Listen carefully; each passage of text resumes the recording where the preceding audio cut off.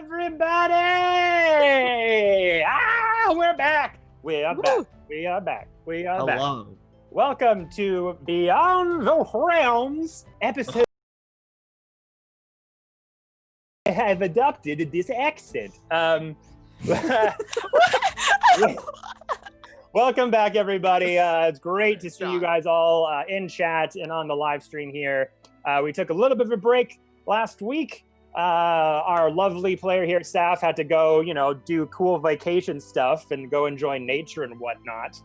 But a few of our other players here were also busy doing big projects as well this past week. So it was good to just kind of take a break. But now we are back on full force to explore the fallout of Wagon's community.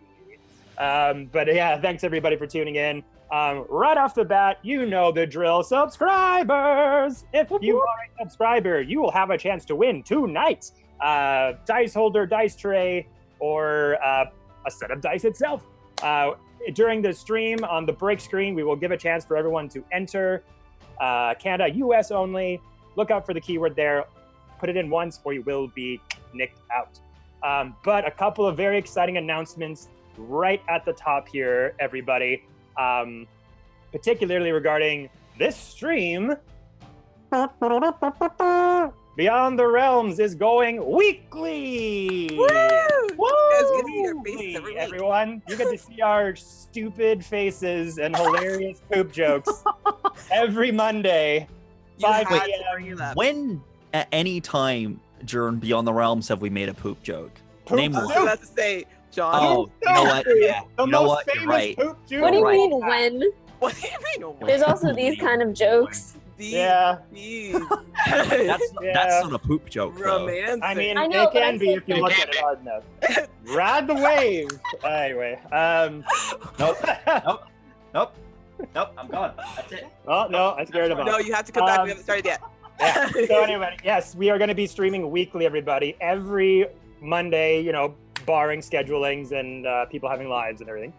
We will be here every Monday, 5 p.m. PST, 8 p.m. EST, for all of you who have been supporting this story literally since March, everybody. Oh my March? This story and this March. campaign, this sort of Beyond the Realms has been kind of in the works since March, since our first one-shot with Ben, Ivy, and John.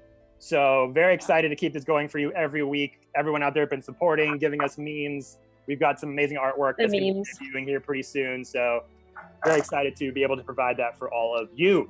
Also, here on the Dice Stream channels, specifically on the Instagram channel and TikTok, we are going to be prepping a lot of giveaways coming this December for the Christmas season. For all of you looking for gifts, or maybe those of you who don't just have a lot of cash right now to spend on gifts, we're going to be providing that every single week in December.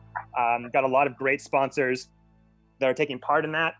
So look out for the Instagram posts and info at Dice Cream Sandwich, and it's going to be good, guys. So look out for those tasty morsels. But also wanted to quickly give a shout out to Ivy, who ran an amazing charity stream this past Saturday, a 24-hour charity stream that they and a bunch of other people in the D&D TikTok community arranged. Ben was also a part of it, and they raised over $7,000 for Doctors Without Borders. Yes, I was in it. This idiot was a part of a Call of Cthulhu game and punched an old man in the face twice. Yeah, you did. Yeah, you did. But congrats, Ivy. That was really, really awesome. That it was such a huge success. I think your first goal was like $1,000, and then you We hit that during the first one shot. Our It was overhead nuts. goal was $1,000, and we got together, and when we made that goal, we were like, we'll maybe hit like 2,000. So when we hit that 7,000, during the last outro, we raised almost 2,000 with us saying like goodbye that last hour. You could see the looks on our faces, and then we all broke down in tears. Every single one of us Apart did from not Buddy, who was just chatting shit. apart from Birdie, but he almost did. But you can look on the outro, and every single one of us has broke down tears. There was one a of ton them- of. One of them cried for 2 hours. Oh my god!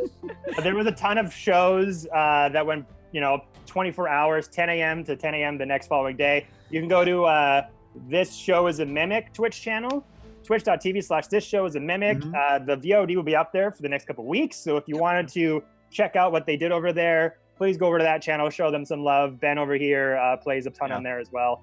I stream 2 games a week on there, both on Fridays and Saturdays. Yeah. But I'll talk more about that in a minute. Yeah. So, and Saf over here also has some really cool things they want to talk about for a second. So, Saf, take it away. Thanks. Hi. Well, you've seen me for the past 5 weeks, but here I am again. Thanks to these lovely people.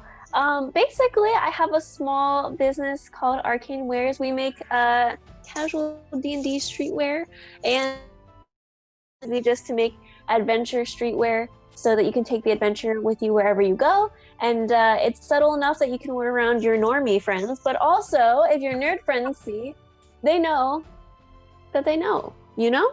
So basically, if you guys want to head over to arcanewares.com, we are just a US-based company for now, hoping to spread into Canada and international things in general, but international taxes are hard, so hopefully we'll get there soon. But yeah, just love your support. If you guys don't mind seeing us on Instagram at Arcane Wares.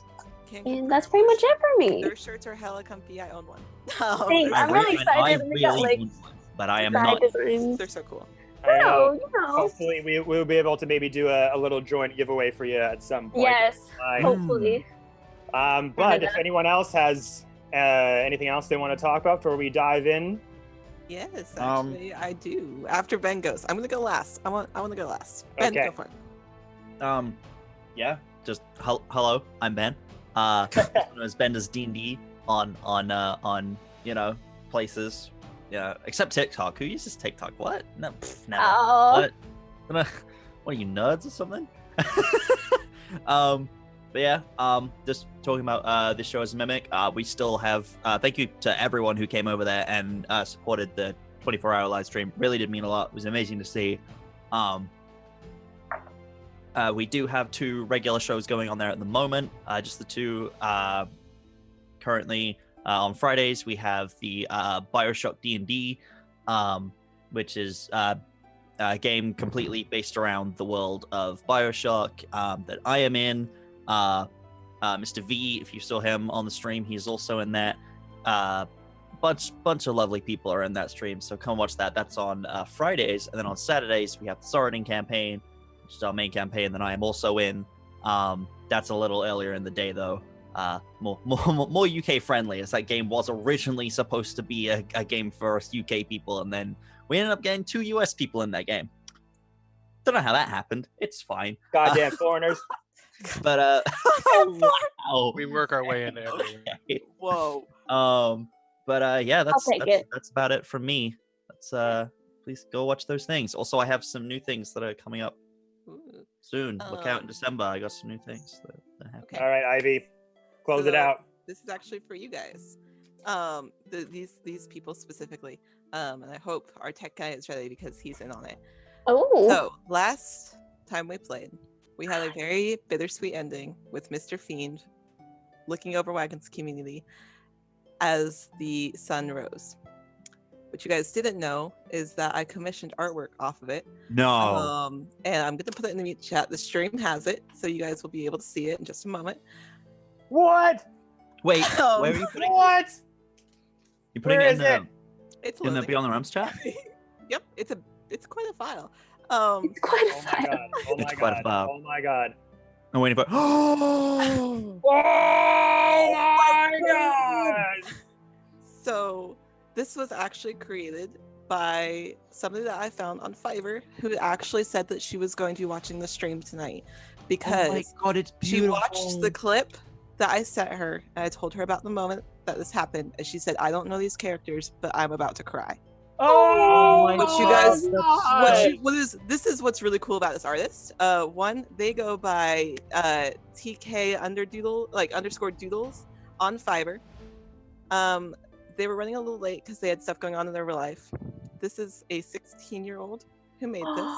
Wow, so talented. And additionally, this morning I messaged them to make sure that it was going to be done on time. And I did not realize that when she sent it to me, she said, I came back and said, I'm speechless. I'm at work and I'm about to cry. And they said, I had my wisdom teeth taken out a couple hours ago, and this is the first thing that made me smile. They finished it today on time for the stream after getting their wisdom teeth out. That's amazing. And they did it specifically. John, when I sent them the clip, They're in the chat right now. They're Lovely in the chat. You guys give them some hype so because much. they finished this on time for us. Yes. This Oh is my God. beautiful. When I brought it up to them, John, John's face and right they now. watched you play Mr. Fiend, they went, this player is amazing, and he plays his characters like I play mine. And I love it. really resonated with them. So when they saw you, they said he seems amazing. And I just wanted to let you guys know. That this Oh, makes thank him you so work much. hard. That's amazing. What's their handle again? It is Oh. TK_doodles on Fiverr, and then Instagram it's something else that should be on there, I believe. Mount_Trashmore. Yeah, that one. Is it Tess okay in the chat? Yeah. Wow, that is fantastic. Thank you so much for that. That is amazing. Wow, I'm super surprised. That is amazing. Thank you so very much. And when the stream's over tonight, I will be sure posting that on Instagram with all the proper tags. So anyone who's watching this can go over to the Instagram and see the image and show them some love, because that is just amazing. Ivy, thank you so much for setting that up. It is my absolute pleasure. Shout out to Jordy for being in on the secret. You sneaky boy, Jordy. You sneaky boy. Dude, that is incredible. Well, What a good way to make me figure out what emotion I was supposed to have. In the video. It was bittersweet, but they even said that they played their characters very similar. And when they heard you playing Mr. Fiend, it really resonated with them. And plus, wow. the absolute champ getting their wisdom teeth out. I is so know. finishing. Yeah. Oh my god. The legend right there. The legend. Well, guys, Amazing. well, I'm blown away, but we got a story to tell tonight. That is amazing Yes. surprise. Thank you so very much. But with all that amazing surprise and all that great news out of the way, let us dive in to episode 5 of Beyond the Realms. So, last we left off, the party squared off against a immensely powerful elder brain, seemingly the source, the reason why Wagon's community had been created in the first place. You rushed into an underground cavern system, seeking out your friend Ramira, who had been captured by some simulacrum of an adult Oblex that had been helping the elder brain kind of cultivate this community for its own selfish purposes. You went and found the elder brain, had a real hard out and dragged out fight with it. Some of you going down a couple times, but thankfully not out permanently. With even Tarek here, Ben, being taken over by the elder brain and attacking his Really own gotta friend. stop having Mr. that mind Fiend. control happen. Really gotta stop that. Making That's some 3 times. PTSD happening. His backstory. Gotta up that wisdom, man. Mr. Fiend with the OG move of the night, right as the combat happened, using Disintegrate spell, burning 6 sorcery points, twinning the spell, murdering 2 of the adult Oblexes and all of its simulacrum instantly, summoning a hellhound of ill omen, and you guys just went to work, eventually overcoming the elder brain, and going back to Mr. Fiend's wagon home for the evening to kind of recuperate, figure out what the hell you're gonna do about Wagon's community now that the source of the mind control has been taken out. And during your watches, few of you had a few revelations, kind of some new declarations. Tarek and Farrell seemingly finally admitting their love for one another and creating their own special bond and union, making that even more strong. And when it came to Mr. Fiend, There was no romancing. no You Stop it, kissed. you two. You kissed.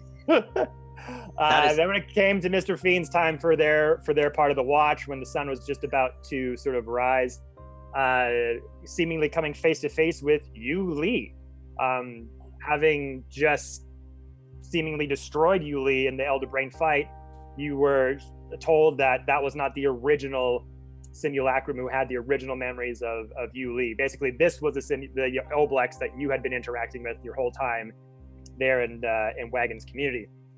And with Mr. Fiend kind of raising a Thunderbolt spell about to eliminate them kind of with seemingly no purpose in life left after the Elder Brain had been taken out, them getting a little bit of their own sentience back.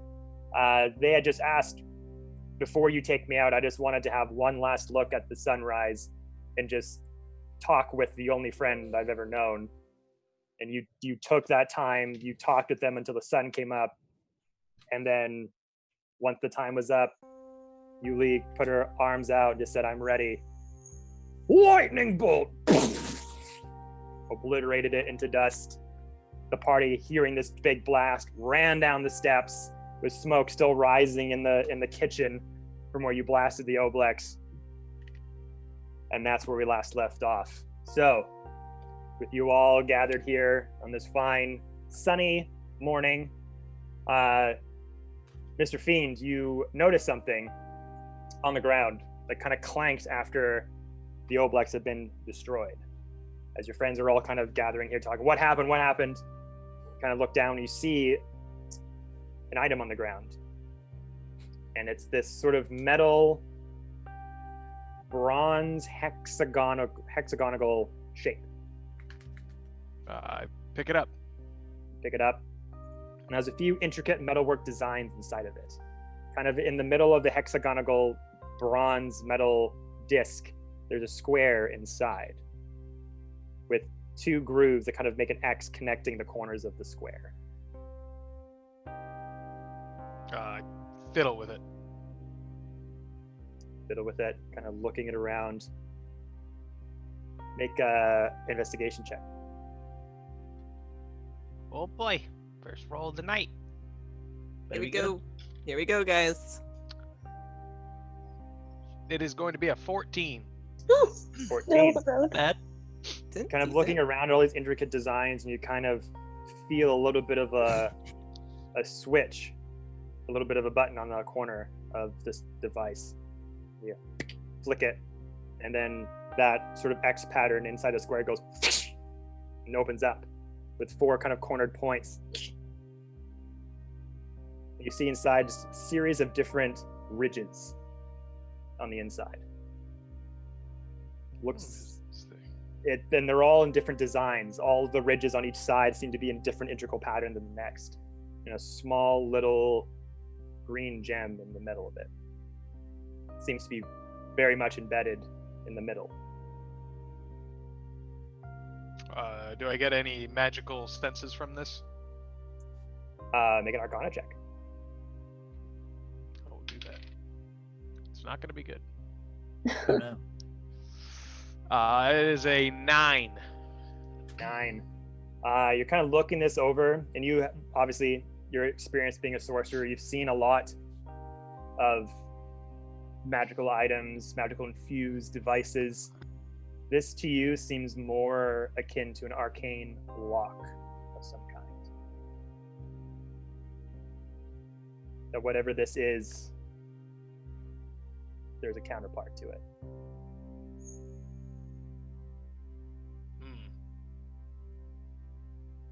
I click the button again to see if it'll close. Closes back up. Do I remember seeing anything in my travels over the last day that this could potentially go to? Make a history check. Make it. That's going to be a good one. That is a 20, a non-natural 20.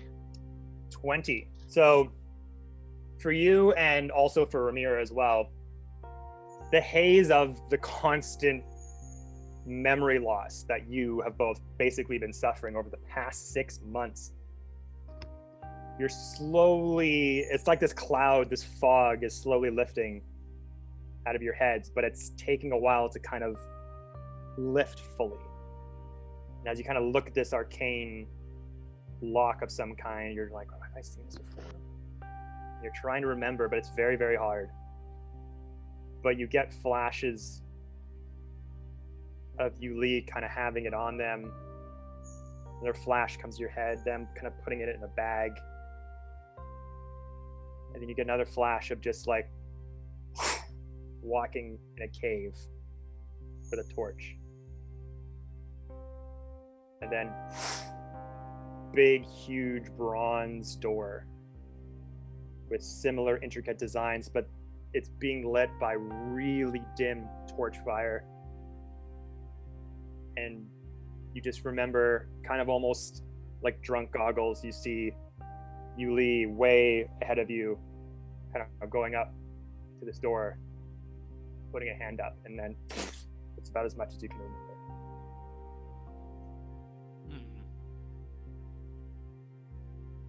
We explored that cave system. But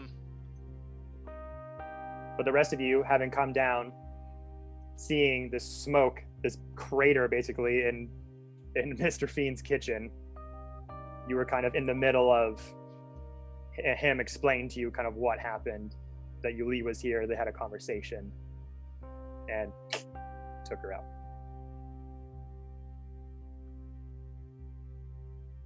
And you see him pick up this strange device.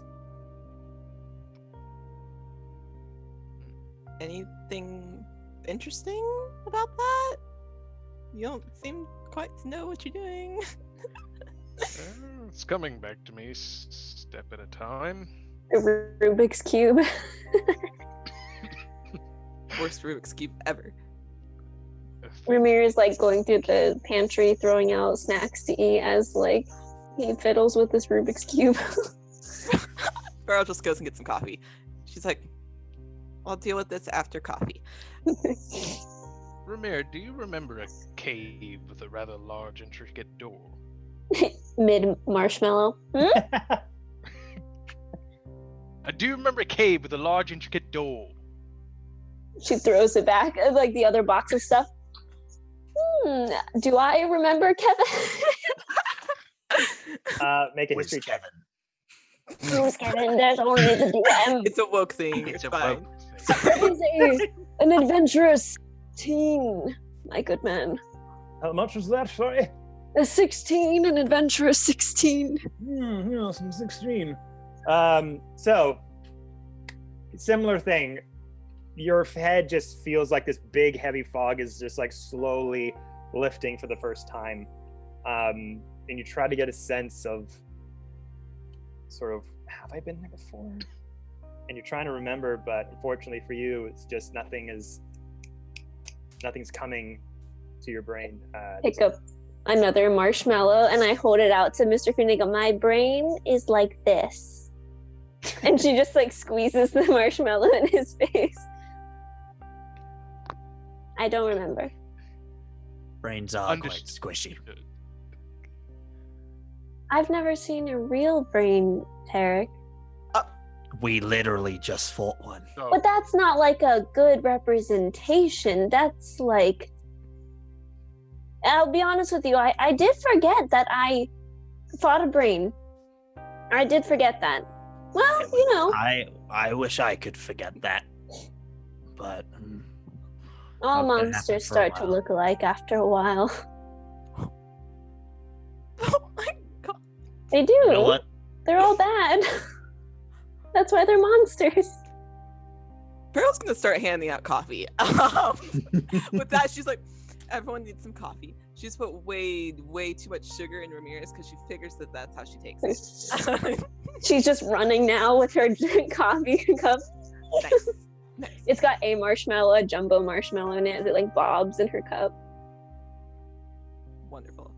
I'm gonna look at Mr. Fiend and ask, I see a coffee cup on the table. Do you want some more coffee or are you good? I'm okay for now. I think I've had my fill. And then Farrell's gonna hand one to Tarek. And kind of Yeah, he'll take that. He'll sip coffee. You'll regret doing that later, but he will have coffee. Farrell's gonna sip her coffee. So, a cave?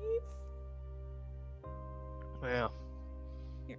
Is there a map in my office of the surrounding area of Wagon's community? So the map, you have that map of Wagon's community, essentially. Okay. And looking around, you have a map of the general area around you in Icewind Dale. There's not a whole lot around that place. It's pretty barren, icy wasteland. But you have Wagon's community. Sort of, you're looking at a sort of northwest, east, south sort of thing. Wagon's community is like near the northernest tip of Icewind Dale. And there's just a lot of snow and sort of mountainside. And then sort of further down south, probably like a good 2 days ride. If you're on sled probably, or any other kind of transportation, there's 10 towns, which is an accumulation of different towns, sort of centered around a lake near there. And then further out, way further out, you start connecting to the shore, way more sort of east southern point. You get into Baldur's Gate, and then getting out of the snowy region and everything like that. But as far as anything that pertains to an underground system, I mean, the only underground system you've seen so far is pertaining to the museum. Okay. Random question. Just with that map description. So, is there anything further north than us right now, or are we on that map? Would we be at the most northern point, basically? At the northern point, it's not on the map if there is anything. Okay. A lot of Icewind Dale is very unexplored. There's a few couple known settlements around here, but think of it as beyond the wall in Game of Thrones, right? There's probably even if or you're looking at a map, perhaps beyond the realms. That's it, guys. That's it. We can go. All right, thank you, everybody. Let's have the stream. Never gonna top that. But yeah, so it's just that there are a couple known public settlements in this area, but there's a lot of unknown settlements in all of Icewind Dale. Okay. There are tribe settlements, there are Goliath settlements, things of that nature, but none or so that seem to be equivalent on this map. Right. Okay. Fair enough. Kind of the map sort of pertains to just what was essential for business here. Yeah, I was just because that was my mindset of if we wanted to get out of Icewind Dale manually, what would be the quickest way out? But if we don't know what's north, let's not do that. We take a wagon, of course. Yeah. Yeah, well, you can definitely see this map area has kind of a good section of Icewind Dale connecting to the neighboring sort of places. Going further north, you'd be going a bit more into Icewind Dale territory. If you wanted to get out of Icewind Dale, according to the map, you want to go farther west, farther south, farther east. Fair enough. Anywhere else but north, basically. Hey guys, I've got a great idea. Let's go north. So see what's up there. Farrell's going to look at Mr. Fiend, their coffee. What do you want to do now?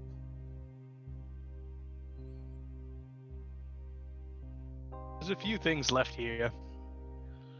Just visit a couple old friends before leaving. But behind me, we must put this place. Are you going to be okay if we do? I'll think of another dream. So you're still gonna retire? Who's gonna? I don't think I was ever hired.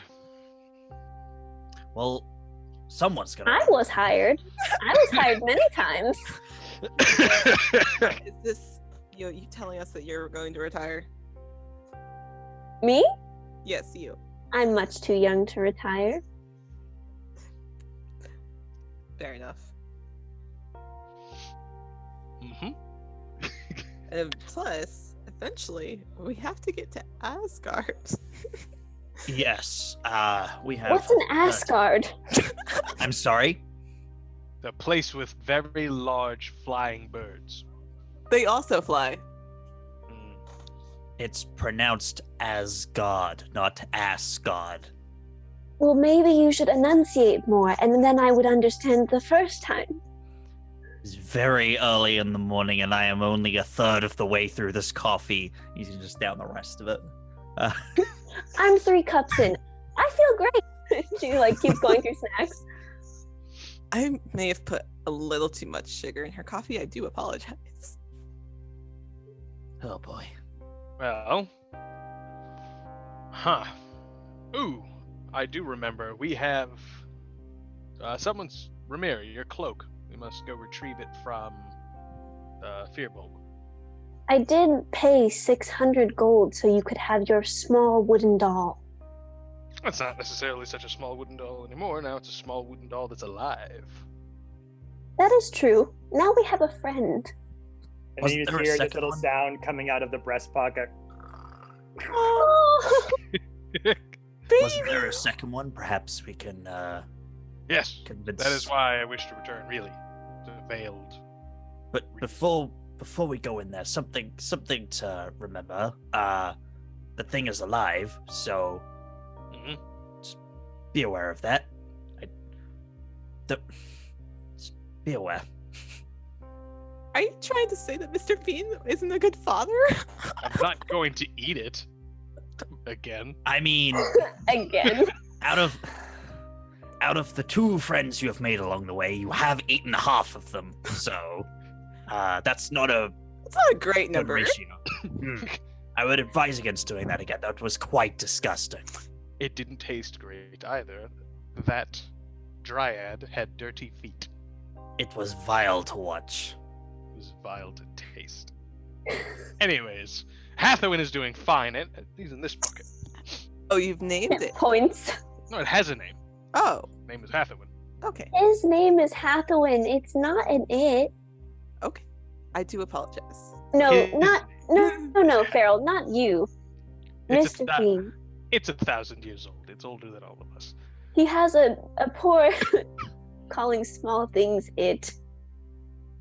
I don't like to get close to them. Them an is actual a start. non-thing. Them is good. We're making progress. I'm gonna go to the Perhaps store. we should all go. Right? just I standing am very Except much ready to go. And looking Farrell sets into down this her cup of coffee. conversation, I am very yeah, ready to go. Putting it on the side. I have 6 more marshmallows in my hand that I'm trying to balance as I keep going. All right, Care so for me to carry some. No, you will eat them. That's true. You've done this They're on my before. marshmallows. all right, so everyone kind of finishing up their coffees, got your snacks, your dehydrated marshmallows, walking down the stairs and heading towards the town Mhm. center of Wagon. Okay. So, heading outside. Again, it's a fairly sunny day. Clouds have kind of parted, and the sky, again, the dome kind of covering Wagon's community is keeping from the snowfall going in. So the inside here, it's still very warm. Grass still green. Still very good climate inside the Wagon's community walls. And last night, if you remember, you were hearing, before you had your rest, you were hearing kind of people outside kind of gathering their things, and a few people here and there kind of leaving Wagon's community early in the post reaction to everything that went down. Because again, if you remember, the last thing that most of these people saw was Mr. Fiend taking a Molotov cocktail and smashing it on Yuli's head, and then they all scattered to the wind. So as you guys are kind of stepping out of Mr. Fiend's house and going down the steps, heading towards the market square, it's a little bit barren everywhere else. Like usually the magic factory would be having workers sort of hammering nails and saws and all kinds of commotion coming from over there, but stepping out of the house, it's dead silent. You don't see anyone near there. You don't see the cranes kind of moving. You don't hear the hustle and bustle of wood being moved around. Yes, Seth. I just had a thought. I turned to Mr. Fiend. You do not think, since the mirage is gone, that the gold would also disappear with the citizens that left? Well, they would have had to break into the vault. But the guards, too, would have also left. Mayhaps. Hopefully the vault is guarded by Obelix, and they left last. Perhaps we should check on your vault. Do I know where the vault is? Make an intelligence check. Oh no! Oh no! Beam just doesn't know where anything is. He's Walt Disney Get away without from a me. map for his own theme park. It's been a long time for him. That would be a 19. Oh, The one thing he remembers is the vault. make the money. You're again, so you're kind of walking down the steps, you're making your way towards town, you're just kind of taking in the surroundings. That just like the vibe in Wagon's community is definitely shifted. Like, not seeing anyone, there's a mood and a tone to the town now that's just not eerie, but just awkward. Like, all the sounds, all of the vibrant humming of people talking and communicating and hanging out with each other is just deafened. So it's just like kind of being in Disneyland at like peak hours and then coming to Disneyland at like the dead of night. There's just like right before it closed. Well, actually, there's more people there. Oh, sunrise. Yeah, sunrise. There's no one there. It's just very barren, and it's just kind of like just weird to be in that feeling. But as you're kind of going through, you're like, oh, what ball? And you're trying to rack through your brain, and unfortunately, that sort of cloudy feeling that's slowly lifting at this point, it's still very fresh. So exact directions, not too sure, but you keep coming to that door and the surroundings around it, but unfortunately, you just can't pinpoint exactly where it is. This might be a vault key. That doesn't look like a key. It's a key enough. Wait, did you just bonk that on Tarek? Yes. He don't do the bonk. Why? Don't do that again. Bonk. Eric is so patient. Farrell's gonna turn He's learning. to Ramira. As Farrell's kind of observed Mr. Fiend getting a little bit of his memory back at the time, and kind of looked to Ramira and said, She now has 2 marshmallows in her mouth. "Do you remember anything? Like, are you feeling any better?"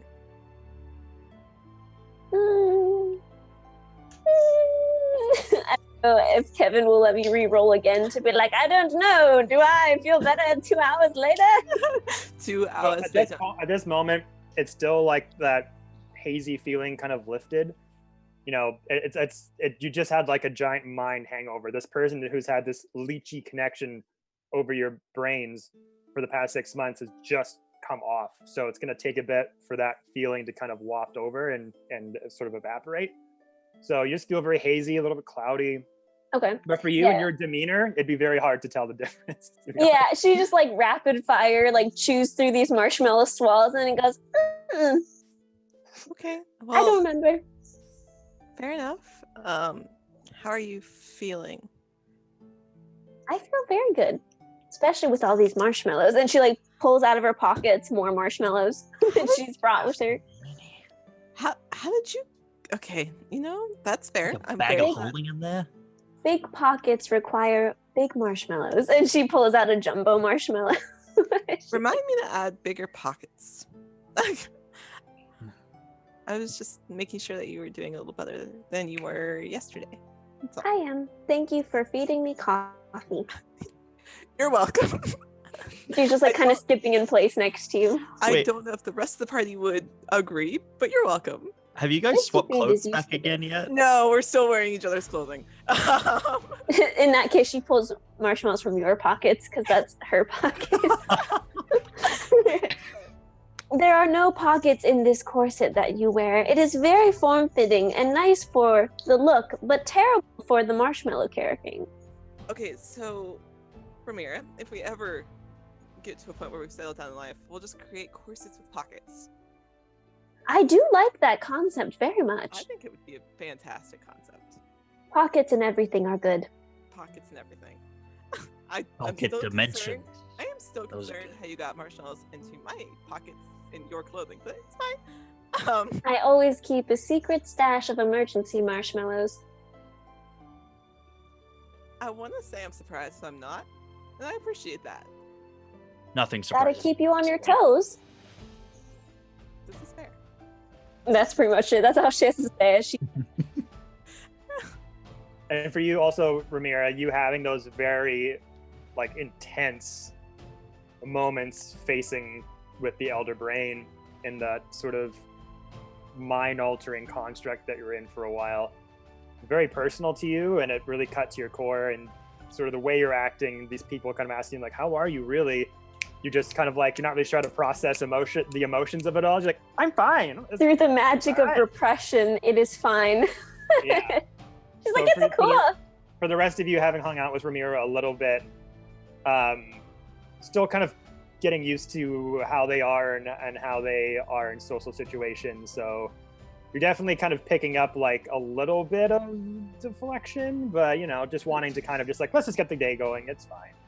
But as you kind of get closer, Do it, insight check me. Oh, can I? Oh, I don't care. You can insight check anyone you want. Yep. That's a 4. A 4? I'll roll for brevity's sake. I also got a 4, so ha! Oh, what's your mod? What's your mod? My mod for what? Charisma? It'll be a deception check. That would be deception, yeah. Wait, what's That my is character? a +3 for a 7. +3 for a 7? Oh, Why what's is Derek's? this the tone for today's stream? Old men. Old men That's my, Let me put on my glasses, yes. that's my default. It's old man. Insight. What's my modifier? At least I don't need reading glasses That's like the total. Papa. That is a total of 8. Aw, damn, the you beat me by insight. 1. Oh my By Oh, 1. no. So These you, are he semantic. beats you by 1. So Tarek, you with Ramira kind of saying that, you kind of looking over with Farrell and her kind of speaking to each other. You get the sense, and you are someone who's familiar also with like sort of brushing off emotions and not really trying to avoid the subject at hand. You see Ramira say that, and you know that there's a slight tinge to her that's not being entirely truthful. Like she dealt with some hard stuff, and she's not really wanting to pay attention to it. So it might be something to talk about later. But as you kind of go towards the town square, leading up to that, the population here has definitely been cut. Like this time you were here before, the downtown area was bustling with people going back and forth, buying things from the local marketplace, people going inside of shops, people talking, outside, sitting down in different areas. And there's just like a good 2/3 of the usual people just gone. And it's still pretty early in the day. It's probably like around 8 o'clock, 8:30 as you're going through the town square. And there's a couple people kind of walking about, but just kind of like aimless. Like they're just had this look on their face like, I don't know what we're going to do kind of thing. And you can kind of probably even surmise that like whatever, if their memories had been tampered with, if anything had been altered, that it's slowly coming back to them now as well. And they're just, the reality of the situation is starting to kind of sink in for some people. But as you get through that square, you wanted to go to one of the shops. Yes. Which shop? It was the antiquity shop. Only the shop we curio- went to. Yeah, the Yeah. curiosity, the Relent Curios. Yeah, the curiosity shop. So you go to the front door. Yep. It says Relent Curios at the top of a wooden board with a window pane with some vines kind of going through it. Big wooden door with a bit of a flower bed in front of it. We're kind of looking through the door, and it looks a bit empty. You can't really see Ilya in there yet. Big pink fur bulg that you had met. You're kind of looking inside, but you don't see them in there. But you don't see a closed sign. Knock on the door. I'm poking around, just looking in stuff. Going inside. So you open the door, just go inside. I would, yeah. Open inside. Ting, ting, ling, ling, ling. Bell kind of rustles as you open the door. Back inside the shop where you see sort of the shelves that had various items and clothing, weapons and things are all gone. My 600 gold! My money! My money! My How second. will I get my finger. refund? I tug on Mr. Fiend's sleeve and And your cloak. Cool. 600 gold. yes. All of the things. All of all, the things. all of the things. Go over to the counter and was there a door like behind the counter leading into like the back like storage area? There was, yeah. Push open the storage area door. As soon as you push open the door, kind of jump over the front desk, you feel a like the door stops. You feel so someone kind of holding it there for a second. Oh. You say, and you hear a voice behind it. Oh, come on, dearies. Can't you just give me a goddamn second here? And then you see the big, tall, older female furbolg kind of coming through that door at the same time you were about to go through it. A little bit tired. Looks like they just woke up. You're like, it's a bit early for this, don't you think? Jesus Christ. And just kind of like puts the door, like, oh, it's you. I'm so happy you're real. And then just like puts an arms around Mr. Fiend and gives you like a big hug. And she's like 7 foot tall, so she just kind of like picks you up.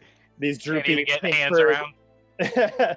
these big droopy pink furred ears just like wrap it around your head, kind of slap you by the cheek as they lift you up by like your armpits. I feel like I got my ass kicked. Then puts you down for a few seconds. What's going on here, dearies? What? Do you know what's going on? Half the town's gone.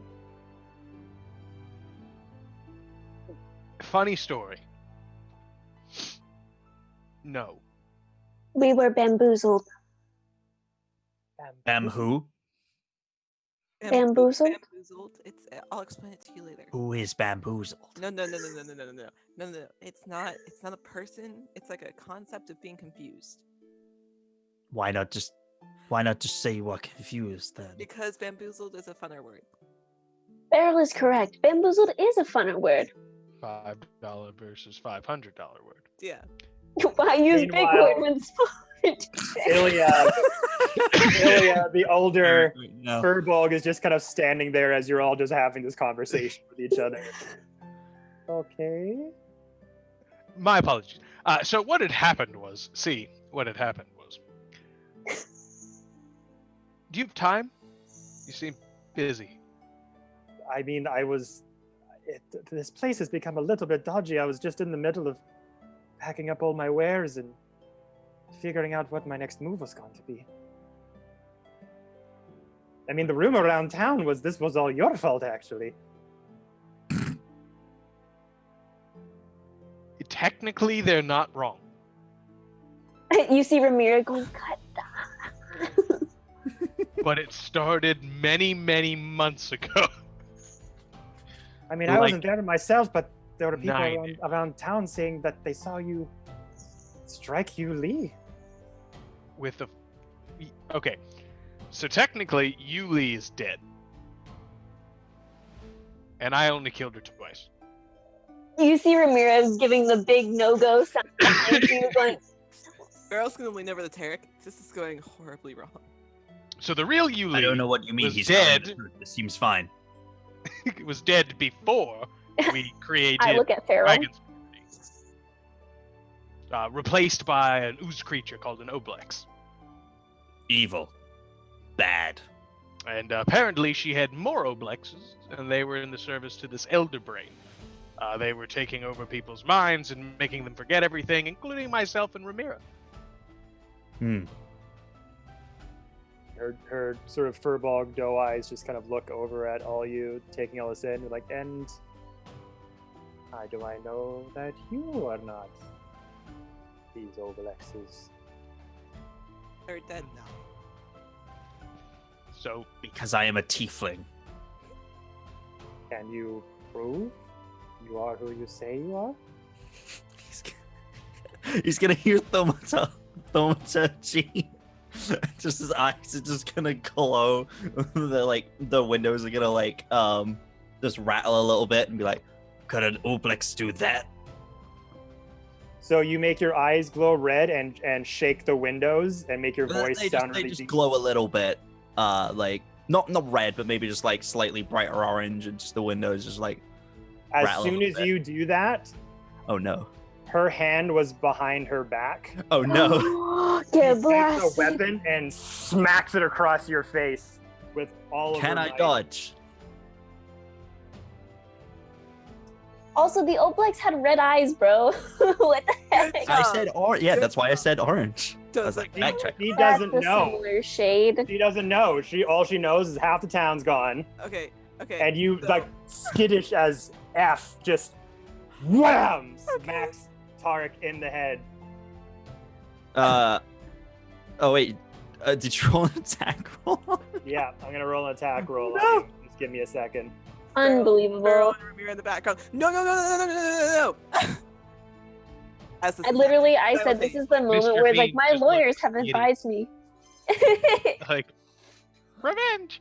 Statement that your lawyers say. My lawyers have advised me against saying any of this. That's all this is. Yeah, Feral in the background as she watches this happen just goes, no. God damn it. That is a unnatural 20. Oh no. Hits. Goodbye, Tarek. Oh my god. You survived No. the Elder Brain for this. Hold on. Yeah, only Yeah, to right? be killed by a big that, guys. furball. I will not be How did reviving Tarek you. die beyond the realms? Well, He was an idiot. So this whole Yep. time, the Furbolg has been talking to you. They came back from behind the room and kind of just had like an arm behind their back, being like, "So what's going on here? Like, are you okay?" And was very much like happy to see the Fiend for a second. Put him down, like, "So what's going on here?" And just kind of like as they were talking to you, kind of just like had their hand kind of couched on the back. It was kind of sussing you for information. And as soon as anyone did anything suspicious, she just goes, "Hiya!" And you see her from behind her take out these. It's weird. They're basically nunchucks. Yes. They're glowing Hero.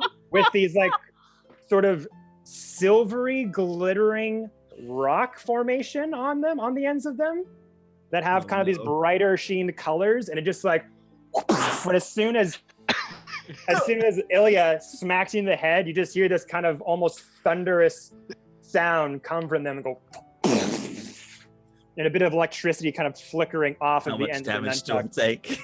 So this one you take.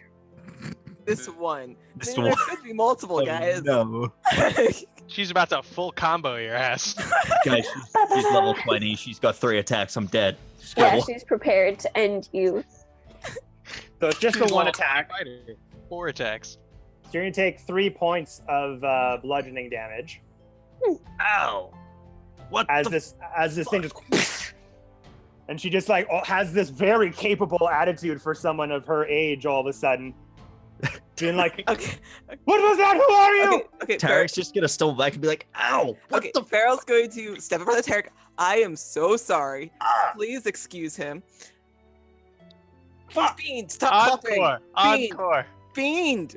Encore. Fiend. I apologize. Fiend, I will- Look, I have no weapons. I'm not going to hurt you. He genuinely was not thinking. He thought that Ugh. was going to work. We are not here Ow. to hurt you. I promise we're who we say we are.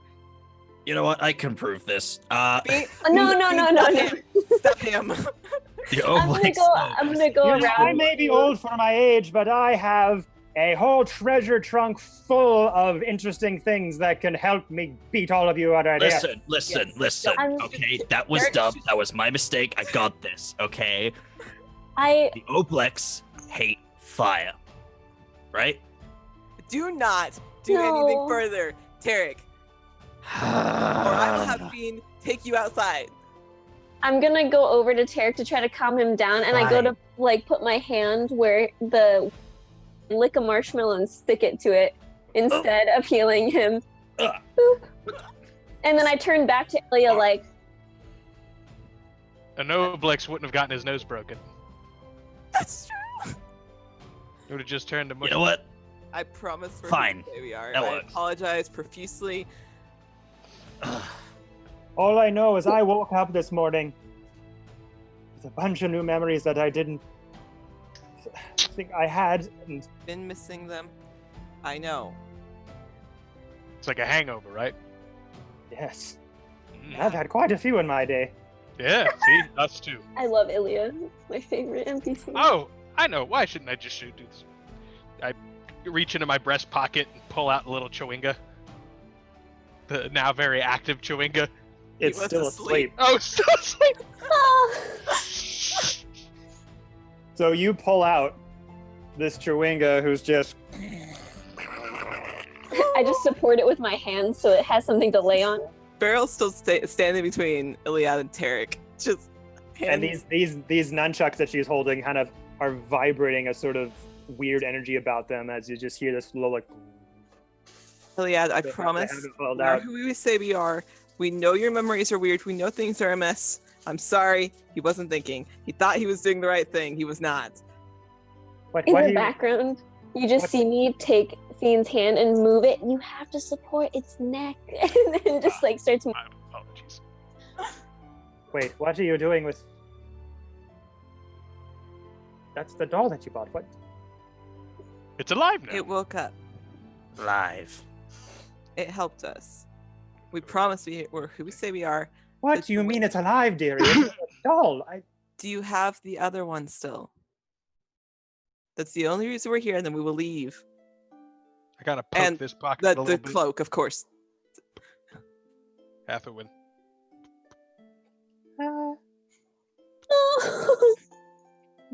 It's time to wake up, Hathaway.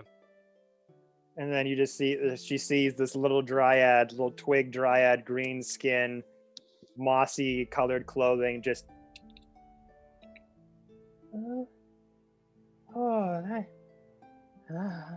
That was a long sleep.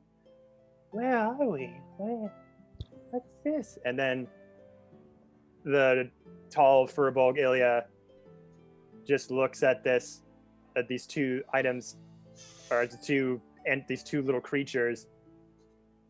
Where did you find that? He was inside a glowing tree with glowing purple fruit. I promised I would plant it a new tree. Which you will, just not in the snow. It doesn't. Can I see the Chewinga? He's still sleeping. But if you bring me the other doll, Hathaway can breathe life into it the way he breathed life into this one. Apparently elemental spirits. Didn't know that. You I see promise Ilya, we're just yeah. here for the elemental. I swear. and you see Ilya kind of going through her brain as some of those memories are starting to come back. Do you remember where you got them? Oh god, oh god, oh god! And she like suddenly just bursts through the door and rustles back to the back room. And you just hear her kind of like rummaging through different boxes and different cases and things. I'm gonna lean over to Farrell and be like, "How do we know she's not one of them?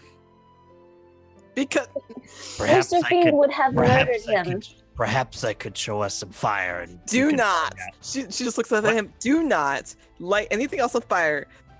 I wasn't gonna light anything on fire. Okay, I was simply no. going to summon fire, Farrell. You get your shit rocked Wait, again? Overreacting. Look at me. Look at me. Do you want to get hit? Do you want to get hit again? Because that's how you get hit again.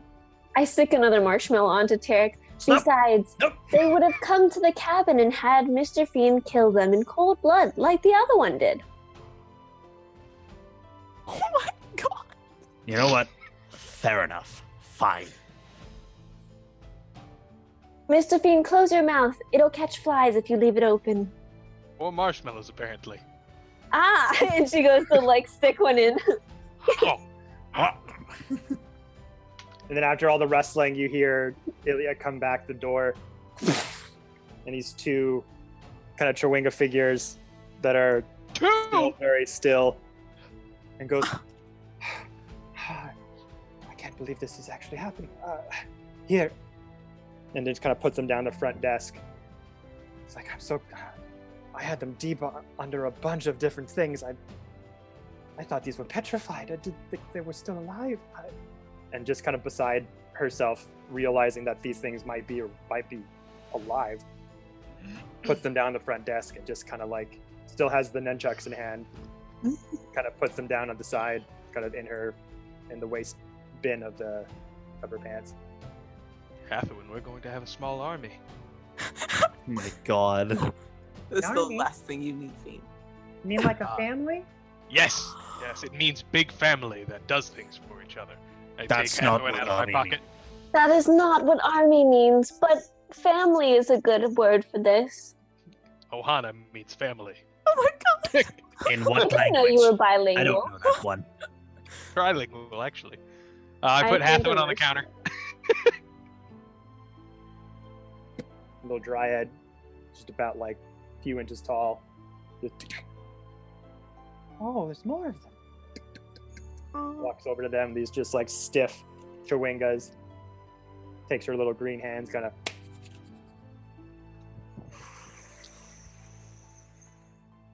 puts both of her tiny hands, kind of kneels down for a minute to get on level with the two Chewingas, and puts their tiny hands on their chest. You kind of just see them close their eyes and concentrate.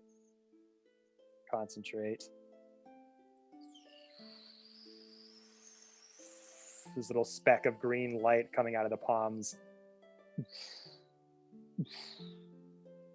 This green light kind of spreading farther and farther from where the palms of their hands are into the chest of the Chewingas. And that kind of grayish, sort of stony exterior that's kind of petrified the Chewingas slowly starts to... These lines start cracking from where the palm is, kind of like an egg being hatched. You see shales of the stone kind of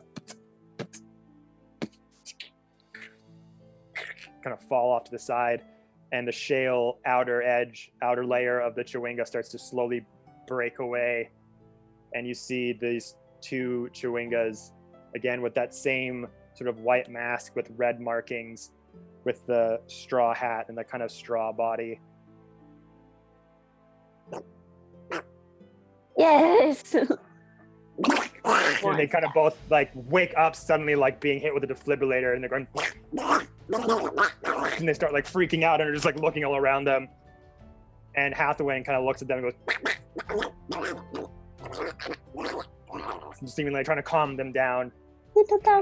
And in all this commotion, the other Chewinga that you kind of like still have in your hand is kind of passed out, hearing all of the commotion going on. He starts like putting hands out frantically, reaching out. Put him onto the counter. You put him on the counter, and the three of them go. They just start like hugging each other and like embracing each other, like they haven't seen each other in so long. You just kind I of see put this. 4 marshmallows down. Put him down beside them. Yeah, just as offerings. Like, here's some marshmallow for each Chewinga, and As soon as you do that, they like all their heads look over and go, and they just start like fighting over all of the marshmallows, seemingly being awoken from a slumber, making them extremely hungry. And you start putting them down. These little tiny figures are just fighting through all of the marshmallows. And as soon as Hathaway is just like, oh gee, okay, and just trying to get out of the way as they're kind of like fumbling over each other, ripping off pieces of the marshmallow. Grab on, Hathaway. Yeah, okay, this is getting a little too much for me, I think. Just grab your little finger. He's low on spoons. I give Hathaway its own mushroom. I'm like, here you go. You can have your own. On marshmallow. We need to Did I feed. say mushroom? Marshmallow. You said mushroom. Marshmallow. Yeah, you guys get these nice sugary snacks. You get this dingy ass stool. And Ilya is just looking at this. He's vegan, okay? And Ilya's just looking at this with her round glasses, long flowing white hair, and sort of a shop smock underneath a cotton dress. with a dress with like a button-up jean shirt kind of over top underneath it all, just looking at this, going, "Oh my god! I Iliad, didn't even know these things existed anymore." do you remember where you got them? I know it's hazy. I know. I mean, I have buyers in different parts of the area that I sometimes will send people to meet, and they'll come to me, gift me their wares, and rely on me to sell it for them, and I take a commission for the price. Mhm. For these ones in particular, it's hard to remember at this moment. And then, sort of seeing the Chewingas kind of interacting, this sharp pain comes into her head. And she kind of like buckles over. Whoa! Farrell's gonna. It's okay. I'm sorry, dearie. I'm sorry. That's just been happening a lot. Don't push yourself too far. Blocked memories. They tend to hurt when they come back. Or do, what do we know? I just elbow Mr. Fiend. Well, I wouldn't think anyone evil would be able to resurrect such sweet creatures like these. And just looking at the Chewingas on the table, looks back at all of you. Well, if you are who you say you are, if you're still the people who I met, what are we going to do? I mean, there's a lot of people here who have nowhere to go. I mean, I have contacts. I was kind of in the middle of packing up my wares and going to send out some messages to see if anyone could help me with my convoy, but I don't know what the rest of the people here are going to do. Couldn't someone try and keep this place running? Do you know how This many place? are left? I am not staying here, boy. Jesus. I am not staying in the Wagons community. I've got my mind messed with and all that. Do you know how many people are left? I mean, I haven't really gone out into the community very much. I've just been packing up my shop all morning. What about the 10 towns to the south? 10 towns. Well, that's what I was trying to arrange a transport for my things. I know I can haul off a lot of payment there to ship a lot of these things off to the west of Faerun. At least recoup my losses here and figure out where I'm going to set up shop next. I know for this goddamn thing, she had me make it for her. And she puts the nunchucks kind of on the front desk. Oh.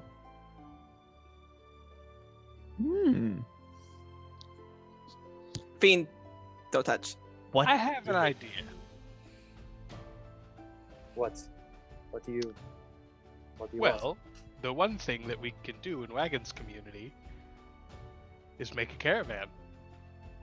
Take everyone who's left and guard it and protect it on its way to the southern towns. Okay. Hmm?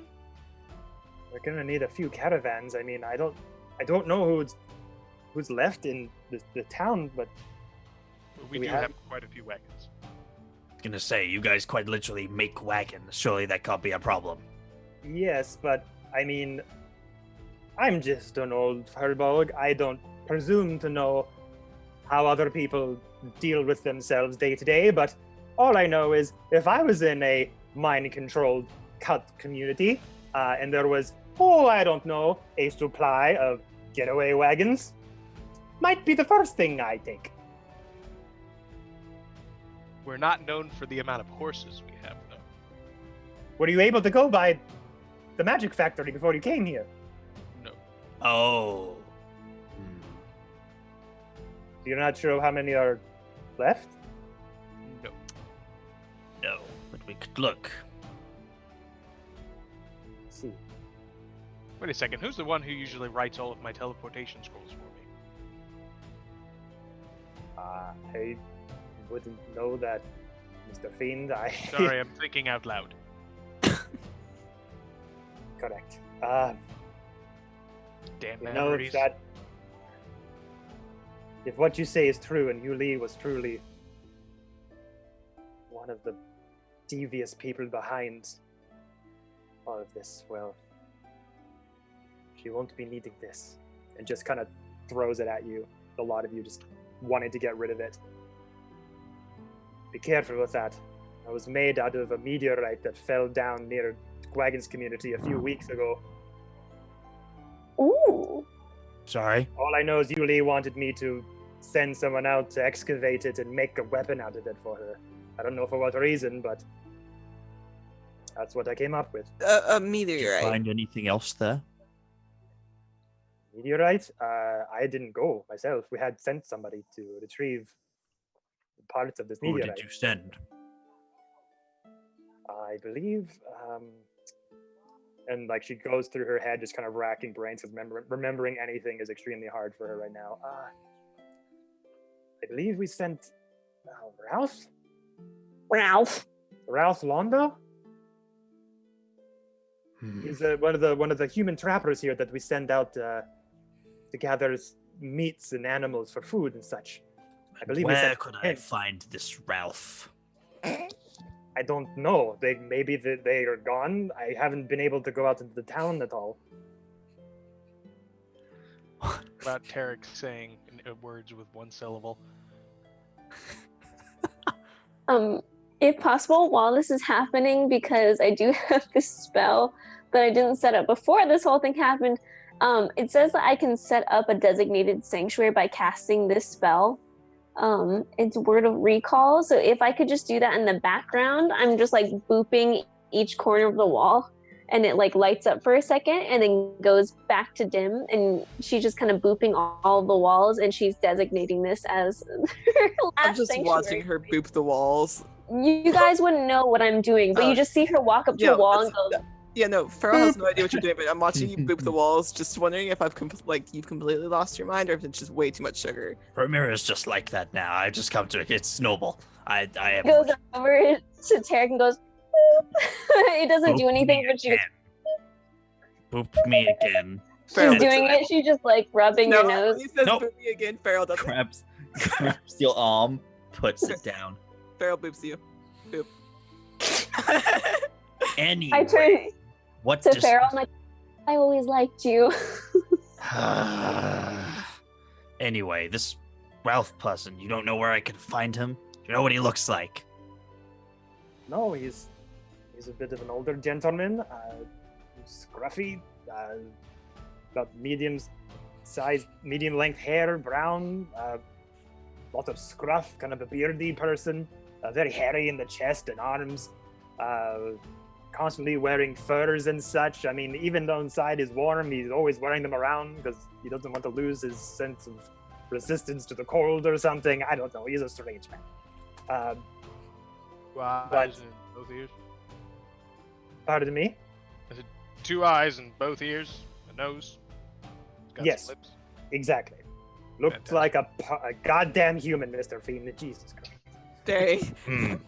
very helpful. Thanks, Mr. Bean. And then just kind of looks at the Chewingas are kind of all like finished munching on the marshmallows you gave them. It's like, but this dearies, these creatures need to be preserved. I've only ever heard whispers of living Chewingas. These elemental spirits, they're a part of this land. They're nature's spirits. If you're truthful about creating some kind of caravan and escorting what's left of Wagon's community to a safer location, I mean, I'd be happy to help you with that, if that is truly your intentions. I don't see why we wouldn't. Might as well end on one good note. I do have a favor to ask you. Yes. Mr. Fiend pulls the book that Tarek shit his pants over, Oh. and the wand out, and he puts it on the counter. Don't Don't touch that. Don't. Could you identify Nope. these for me? Actually, yes. Okay. That's fine. Don't. Farrell's gonna. Makes you see things. okay. Don't. Just be Hey. careful It's okay. with that. It's okay. It's not okay.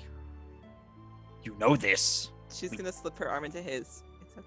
Everything all right, dearie? What?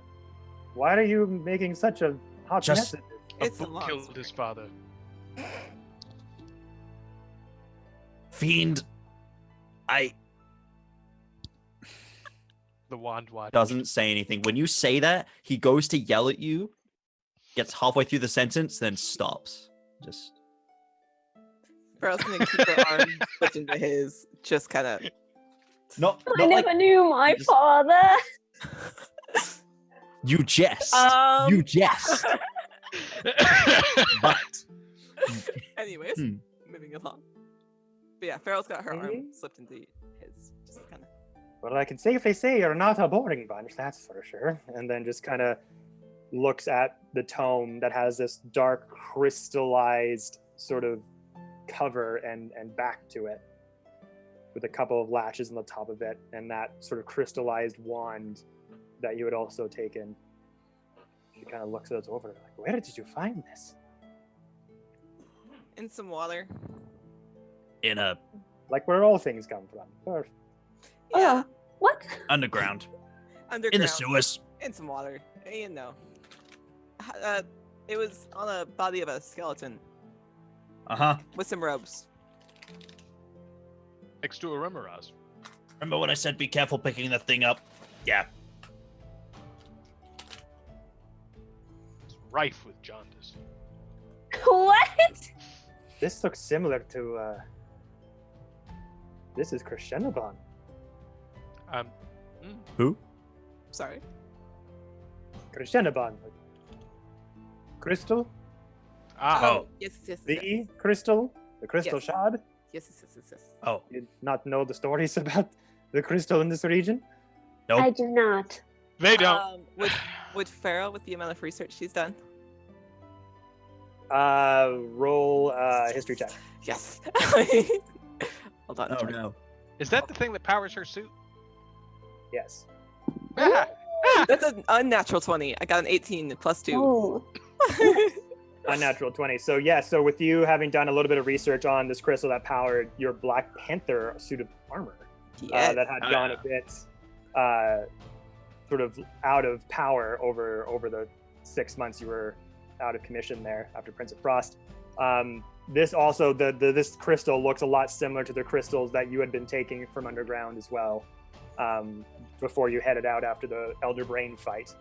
And for you, Ivy, you know that the Crystal Shard has a deep history in Icewind Dale, and that it was a part of this great battle between a very badass wizard named Arkel Kessel, who fought a legendary drow named Drizzt, and then used this very powerful sort of demonic crystal to power a lot of his dark spells and all of his attacks and everything. And after the fight ended, kind of exploding his dark crystal tower, shards of this crystal just kind of exploded everywhere, worsening that effect that it had, but still having some pretty powerful energy elements to it.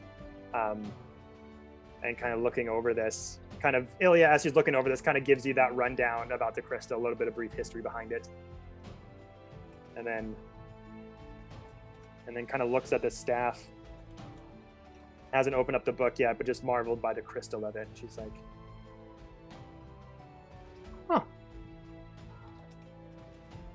This is fascinating. I mean, I've never seen any one of these so small. One of what? I'm sorry? And she kind of mutters an incantation word under her breath, and the wand goes and extends into a staff. Oh. Oh. Oh, we got a Percy Yes. Jackson pen.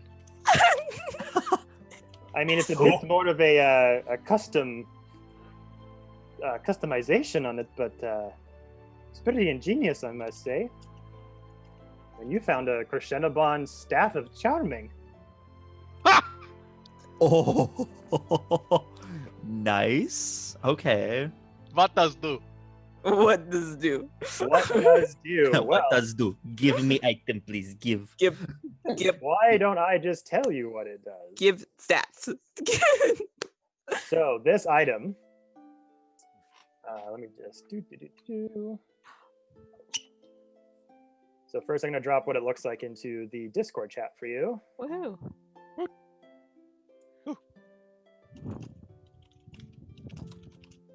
Oh, that is such a cool looking thing. It's like a So that's Kingdom what it Hearts looks like. Oh, it's so cool. Oh. Goddamn. Okay. That's See if I beautiful. can, We can get that up on the stream so people can see Yeah, that. yeah. Because goddamn, that is think beautiful. It's I beautiful. I forgot to send this to our good friend Jody Rose to put on stream. Oh no. I am stupid. Thank you. Seth, click it. There you go. Fantastic. That's what it looks like. Beautiful. Wow. All right, so I put that. So hopefully we'll get that on chat on the screen very soon. So this, for those that don't know, Staff of Charming. I thought I had it. Here we go. So yeah, while holding this staff, you can use an action to expend 1 of 10 charges to cast Charm Person, Command, or Comprehend languages from it using your spell save DC. The staff can also be used as a magic quarterstaff. If you are holding a staff and fail a saving throw against an enchantment spell that targets only you, you can turn your failed save into a successful one. Nice. You Ooh. can't use this property of the staff again until the next dawn. So that feature is once a day. If you succeed on a save against an enchantment spell that targets only you, with or without the staff's intervention, you can use your reaction to expend 1 charge from the staff and turn the spell back on its caster as if you had cast the spell. Yo, that's nuts. This is the last thing Mr. Fiend needs. So that ability is effectively a know you. Yeah. Uno Know Reverse you. card. I would So like that to is- know you. So that is 10 charges total. 10 charges total. If you expend the last charge, roll a d20. On a 1, the staff becomes a non-magical quarterstaff. No. And this can be used by bards, clerics, druids, sorcerers, Oh. warlocks, Oh. and wizards. It's not like we have an entire party of casters. It's fine. Yeah. And so she kind of like goes over all of that and just kind of like speaks the command word again, and it goes back to the size of a wand. That's really cool. Good find. Hey. What does book do? I What use does- big word when small word do trick. What does book do? Uh, Okay. And she kind of had these kind of looking at these clips, that kind of these leather clips that are keeping the book shut. Ooh. Kind of goes into it. Gonna.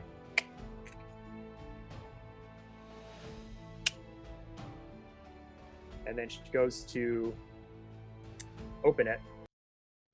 Don't be a mimic. Don't be a mimic.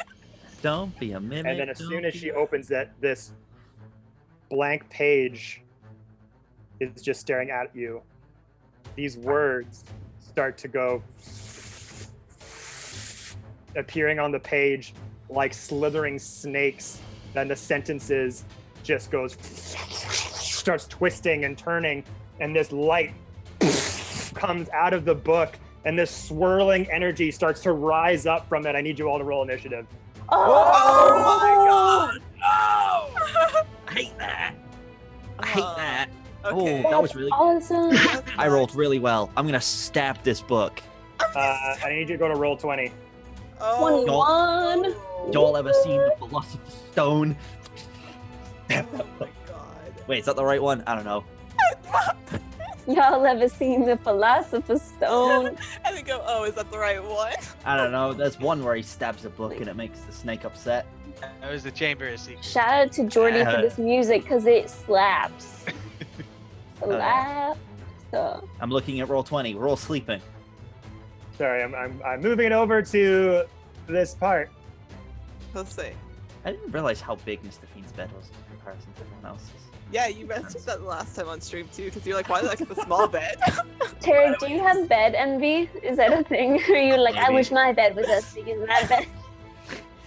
You didn't get the PMAT. Oh, there it is. All right, so if you guys scroll down to that area that I John, just that is revealed, such a niche thing to say. Oh wow. Okay. Well. Amazing. Oh please. so that is Ilya's shop. Oh, there we are. Haha. Ooh. Oh damn. Shop is beautiful. First off. Second off, this book though. This book, though. So you would all be Look scary. currently here It looks at skilly. the desk, Oh no. and this thing Oh no. Oh no, it's an pops out right in front of you. Heck. Heck. So let me just write it here. Also, I would like to inform you, Kevin, that I could not, in fact, use that spell to make it my sanctuary because it requires it to be a temple. So, unfortunately, I must redact. Ah, So all you were Yes. doing was making. Yeah, all you were doing was literally booping the corners. She was trying. She was like, boop, bop, beep, bop. She thought it was going to work if she booped them all, and it didn't. Yeah. And then you got too busy booping Tarek and.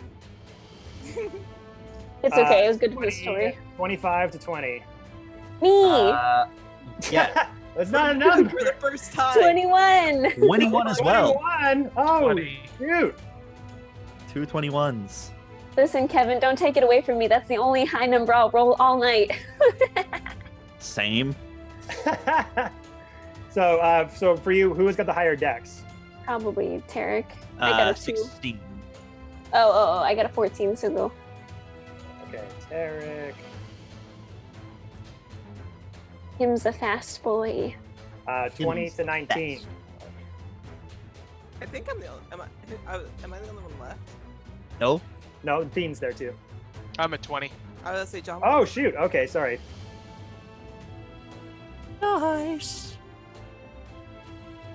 So you all got 25 to 20, then 20 to 19 is just, what did you get there, Ivy?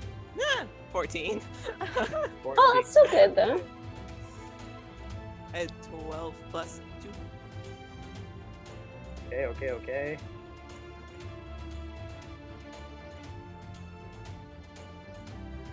Okay, so you suddenly see this weird magical spirit that's got this light that. neon blue and night neon orange just start to swerve out of this book, and it's like a big neon cloud that with these two colors forming around it, and you just see bits of letters and sentence structures kind of molded in to this cloud, and it starts to erupt out of the book, but you're able to kind of react before it fully comes out. Tarek, what are you gonna do? Am I gonna stab the book or am I gonna blast the book? That's the real question. I'm gonna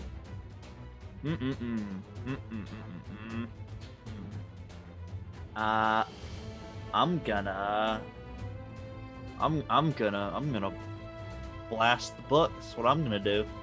Blast the book? I'm gonna blast it. Blast it. Blast. Balegna. Do It's fine. I know. I just. Okay, I'm Much going better. to use Witch Bolt. I'm gonna Witch Bolt that boy. Wait, which bolt? You know, witch bolt. The witch bolt. Oh, I gotcha. That witch bolt. Seth, I love you. Why would you do this to me, though? Why would you do this? What'd you get? Oh, cool. Yeah, no, I do need a roll. That's a thing. that I Yeah. need to do. That's Plus the thing, 9. bud. Unnatural 20. 11 plus 9. Ooh. Oh, yeah, that'll hit.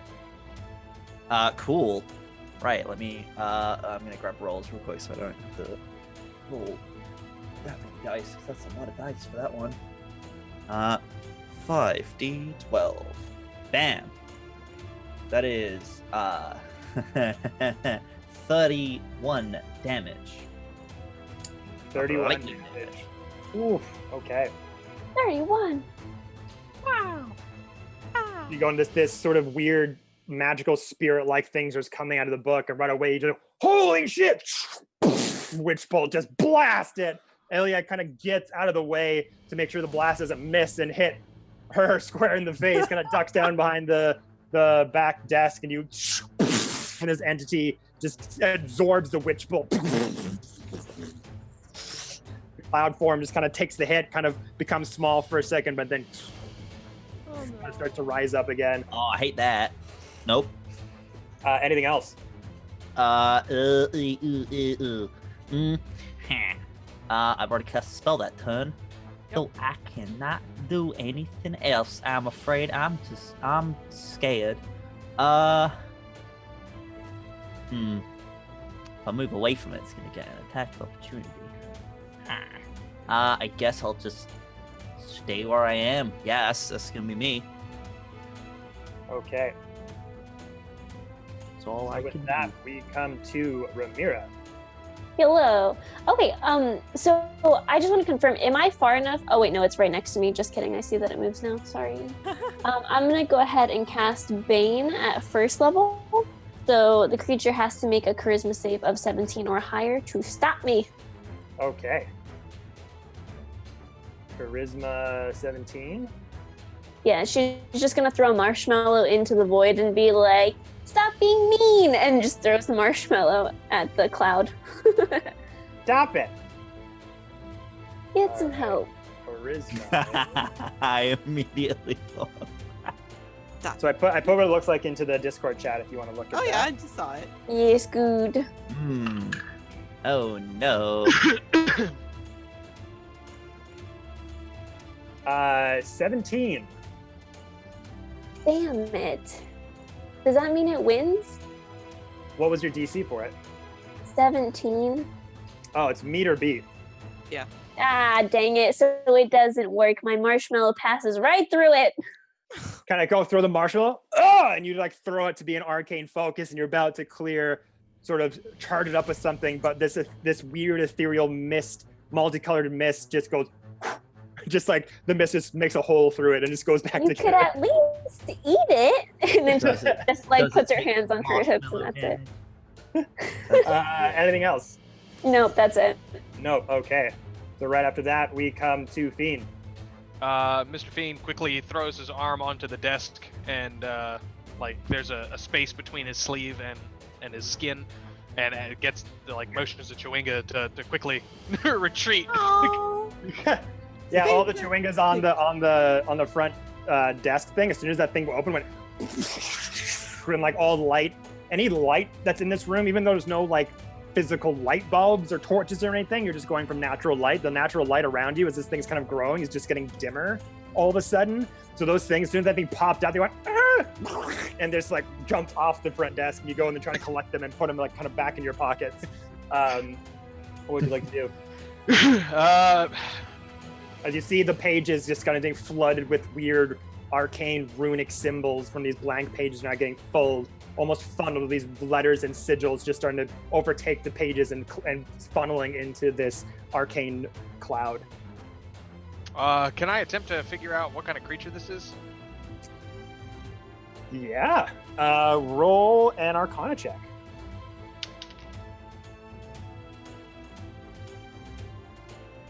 It's going to be a 23. 23. You see this thing, and as it's taken a while to kind of take full form, as this, again, this sort of neon bluish orange smoke figures coming out of the book, and it's kind of now taken a full shape, almost like this weird sort of, not snake-like in some, like almost spirit-like, as the bulb of, like the ball of it at the end has this bright sort of runic symbol shining and burning almost as whiffs of bright blue and orange are flailing off of it. Takes you a minute to kind of figure out what the F this is, but now that your mind is now becoming a bit more clear than it has been, you're able to kind of pinpoint things a bit more accurately. This reminds you similar to what is known as a Sigillion. Sigillion. It is a, whether this was intentionally created or born improperly due to bad transcribed spells. They commonly appear as swirling clouds of glowing runes. This is sort of an arcane entity that's a byproduct of like bad transcribing of spells, or sometimes mages create them to steal spells from other books. Fancy. Stealing is bad. Feed it some books. But Pat, you wouldn't steal a car. Almost like similar to Pirating like the the arcane cloud version of like a spellbook parasite. Oh no. Pirating, am I right? Why do we keep running into parasite creatures? I hate this. Why do we do But this? that's your action to do so. Do you want to do anything else? Nope. As a matter of fact, yeah, I am going to do something. I'm going to provoke its attack of opportunity. So as you move away from it? Yep. Okay, so it's going to try to make an attack at you. So it gets 3 attacks. So first, it's going to try to hit you. Oh no, it's a 7. I thought it was a natural 1. 13. Darn. That's a hit. Of course, you sorcerer. Okay, Not like that. So rude. so this is going to be a d6. So that's 7 points of slashing damage. And so as you move away from it, this magical cloud kind of lashes out and wisps at you like you're getting 1,000 paper cuts all over you. Just you're like, as this cloud is kind of overtaking you and just causing you this sharp pain. As long as none of them What? got between my fingers. Attack of yours deals the most damage. No. Oh no. Wait, what? You mean what spell of mine? Weapon attack. Oh. When I tell you my I- heart stopped. Do a D4, I guess. Which with your hammer? Dagger. Your dagger. Okay. So as soon as it does that, these cuts kind of come all over you, like trying to get away. And then as the cloud kind of retracts, you see the wisps kind of form. These little wisps form out of it, and the cloud takes shapes into 2 daggers, and go and fling them at you. No. Oh. Dude. So the first one, and also the daggers that are on you. So there's these wisps that are forming these daggers. You see sort of these spectral runes glow inside of them. And as you look down your dagger, they also have the glow runes on them. Oh no. So this one's going to be the first one to attack you with the dagger. Whoop.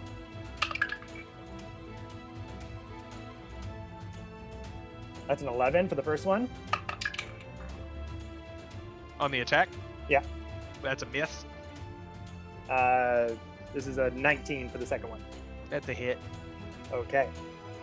So how much is your the only weapon you have is a dagger? Yeah, otherwise it would be like bonk with a quarterstaff. I don't know which one does more damage. Oh. Yeah, you have the quarterstaff. I'm pretty sure the quarterstaff does more damage. Let me just look at that, because if a dagger is D4 of damage, this will be a D6, I believe. Yeah, D6. Oh, okay. So just retract that for a minute and just say the daggers became the staff itself, and then you saw the staff go along the side. Oh no! Makes 2 attacks from you. You give a dog get their staff, but the other one just cracks you on the side. So you take. So what's your damage plus modifier?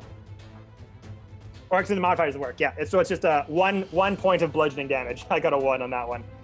You just get a smack on the side of you, and you're able to kind of just dodge it a bit. So the smack kind of just skids the side of your head as you kind of take a step back to kind of see what it's going to do. But that's what you see before you.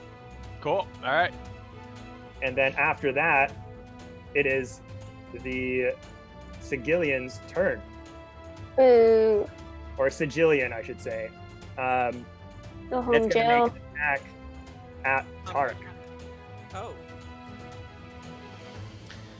Oh boy. go home, book, you're drunk. That's 14 to hit. Me? Yeah. No, does not hit. These whiffs go, and you're able to duck out of the way, You can't hit me. I'm too fast. and it's going to use the staff that it has copied from Mr. Fiend, and just trying to make 2 more attacks at you. That's a 16, and that's 25. You know, the 16 hit, but weirdly the 25 doesn't. Oh, Weird yeah. that. Crazy. Don't know how. It's right here on my character sheet. Yeah, 25. So weird how that works. Yeah. Suddenly my AC is 25. Oh yeah, suddenly. Crazy. I don't know how that happened. So you take 6 points of damage overall. Ow. As these 2 sort of wispy quarterstaffs again go and just smack you on the sides. That really hurt my feelings. Okay, and after that we come to Farrah. Hello. Okay. Alright, I'm books in front of me. Okay. Can I don't know how I would do this. I don't know what you would say, DM. Can I kind of get lower and attempt to close the book? Like slam it shut. Slam it shut, you can certainly try. Fantastic. I love those Oh, boy. words. What roll do you want me to make to try to close it? Dexterity saving throw. Dexterity. Fantastic. I think my dex is okay. Let me double check. Oh no. Yeah, it's fine. Okay. Alright.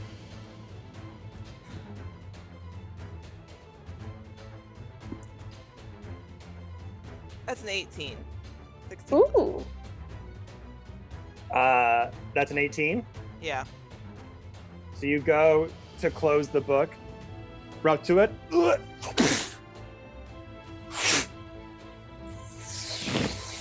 The thing is still God damn it. coming out of it Okay. and coming out through the side. So Dang it. it's closed though. It's just coming from the side now.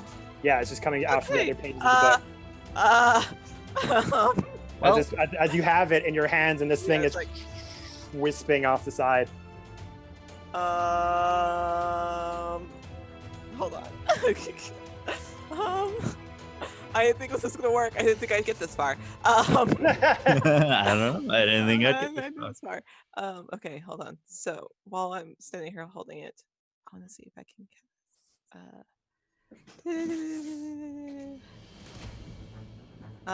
So while I'm holding it, let's see. Trying to see what I can cast here.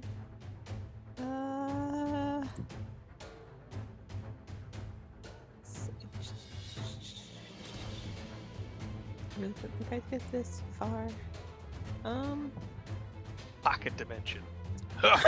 God, I wish. How cool would that be?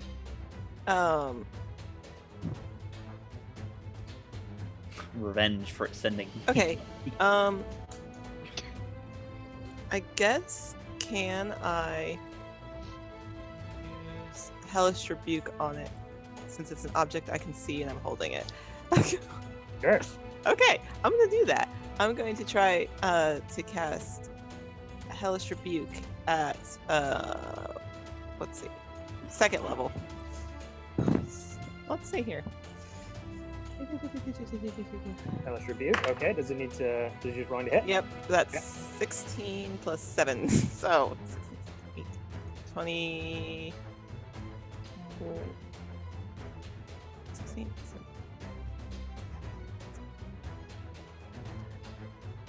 23. Oh, that'll hit. Definitely. I was like, hold up. All right, so that's 3d10s of damage. Let's see here. Oh, that's not what I want. 1, 2, 3. We're gonna roll. On D&D Beyond, that is 21 points of damage. Ooh. 21. So holding this book, kind of watching it cast spells at the side, struggling with it, and I cast Hellish Rebuke on it. 21 points of damage. Okay, so the rest of you see Farrell just like, huh! kind of closing it, take it off the desk, and this thing's still attached to it, kind of moving with it as these two spectral staffs are just trying to hit you all. Book it! And just like put all of her necrotic energy into this book and start shaking it around. And you see the spectral cloud just going, just like shaking and moving and coming out of its more smooth form. You're seeing it physically be affected by this pretty hurtfully. It's not making any noise or anything, but the runes are kind of glowing bright in its form, start to flicker, and like the brightness, that neon coloration of it starts to dim more and more and more. The cloud that it was before, the size of it starting to get smaller and smaller. Food. As this dark purplish energy just come from Farrell's shoulders, biceps, forearms, and this sort of like dark purple lightning just becomes bright as it makes contact with the crystal book. Still holding it. Still So holding you guys it. know, still holding it. Holding it. Top of round, Tarek. Does that mean the book is technically grappled? She Give me- is holding it. The book Does that is. mean it has disadvantage? The book is grappled. The entity is not. I was gonna say the thing is still so no. But if I stab the book, that's technically part of Please it. do not stab me. I mean, you can certainly try. Those are my favorite words from Kevin. It's scary how often he says it. All right, I'm attack this thing. Tarek was gonna take his glaive, summon it out of the air. It's already glowing green. You know how it goes. I'm a Daryl's holding it out twice. like this. That way, You know the- I'm gonna, okay, as you do that, he going to step downward through it as you're doing that. So, attack. That is a 12 plus 7, so 19 to hit. 19 will hit. Roll damage. Heck yeah. Right. I was That fully is- prepared to get stabbed. 8 plus 3, so 11 slashing, plus 7, and another 7. Wow, 2 7s. So 14 fire damage. Holding out the book. Yeah, so 14 fire damage and 11 slashing. That first another- attack. Another 11 on top of that. Yes, yeah. So 14 and 14 fire, 11 slashing. Okay. And Good. how's it looking after that? Because I could do it again. The sort of cloud form is kind of like it's getting smaller and smaller. The light of it's getting weaker and weaker. You go up with your glaive, put it in your hand, spectral flame on the blade, and you make a big crack in the crystallized book cover, making a big dent in it like an axe cleaving wood, but it's not chopped all the way through, and you take it back out. Second time. All Go right. for it. My arms are gonna be so sore after this. Okay, Mhm. so 17 plus 7, the hit. Yeah. 24. All right. That's a 9 on the damage plus 3, so 12 slashing and 4. Another 4. So 8 fire damage and 12 slashing. So a total of Go for the 20. book. That's max. Makes a big dent. You're not cleaved all the way through. Farrell has kind of like put her knee down, kind of as to support her position. She's like, do it! Ah! Cut all the way through. The book split in two. The mist form kind of, and the mist dissipates Nice. Let's go. into the air as you have successfully destroyed. Oh my god. I imagine that Congrats, like one of guys, the, we killed a book. the Jackie Chan like movies where they have like a counter space in between them and everyone's like trying to fight the same person across the counter space and they're like, oh. I told you that thing was cursed. Farrell's gonna stand back up with both halves of the book just... I'm really glad you didn't hit me. I was definitely trying not to, don't worry. I would hope so. I'd be a little concerned if you were trying to. I was actively trying not to. We have 2 book halves.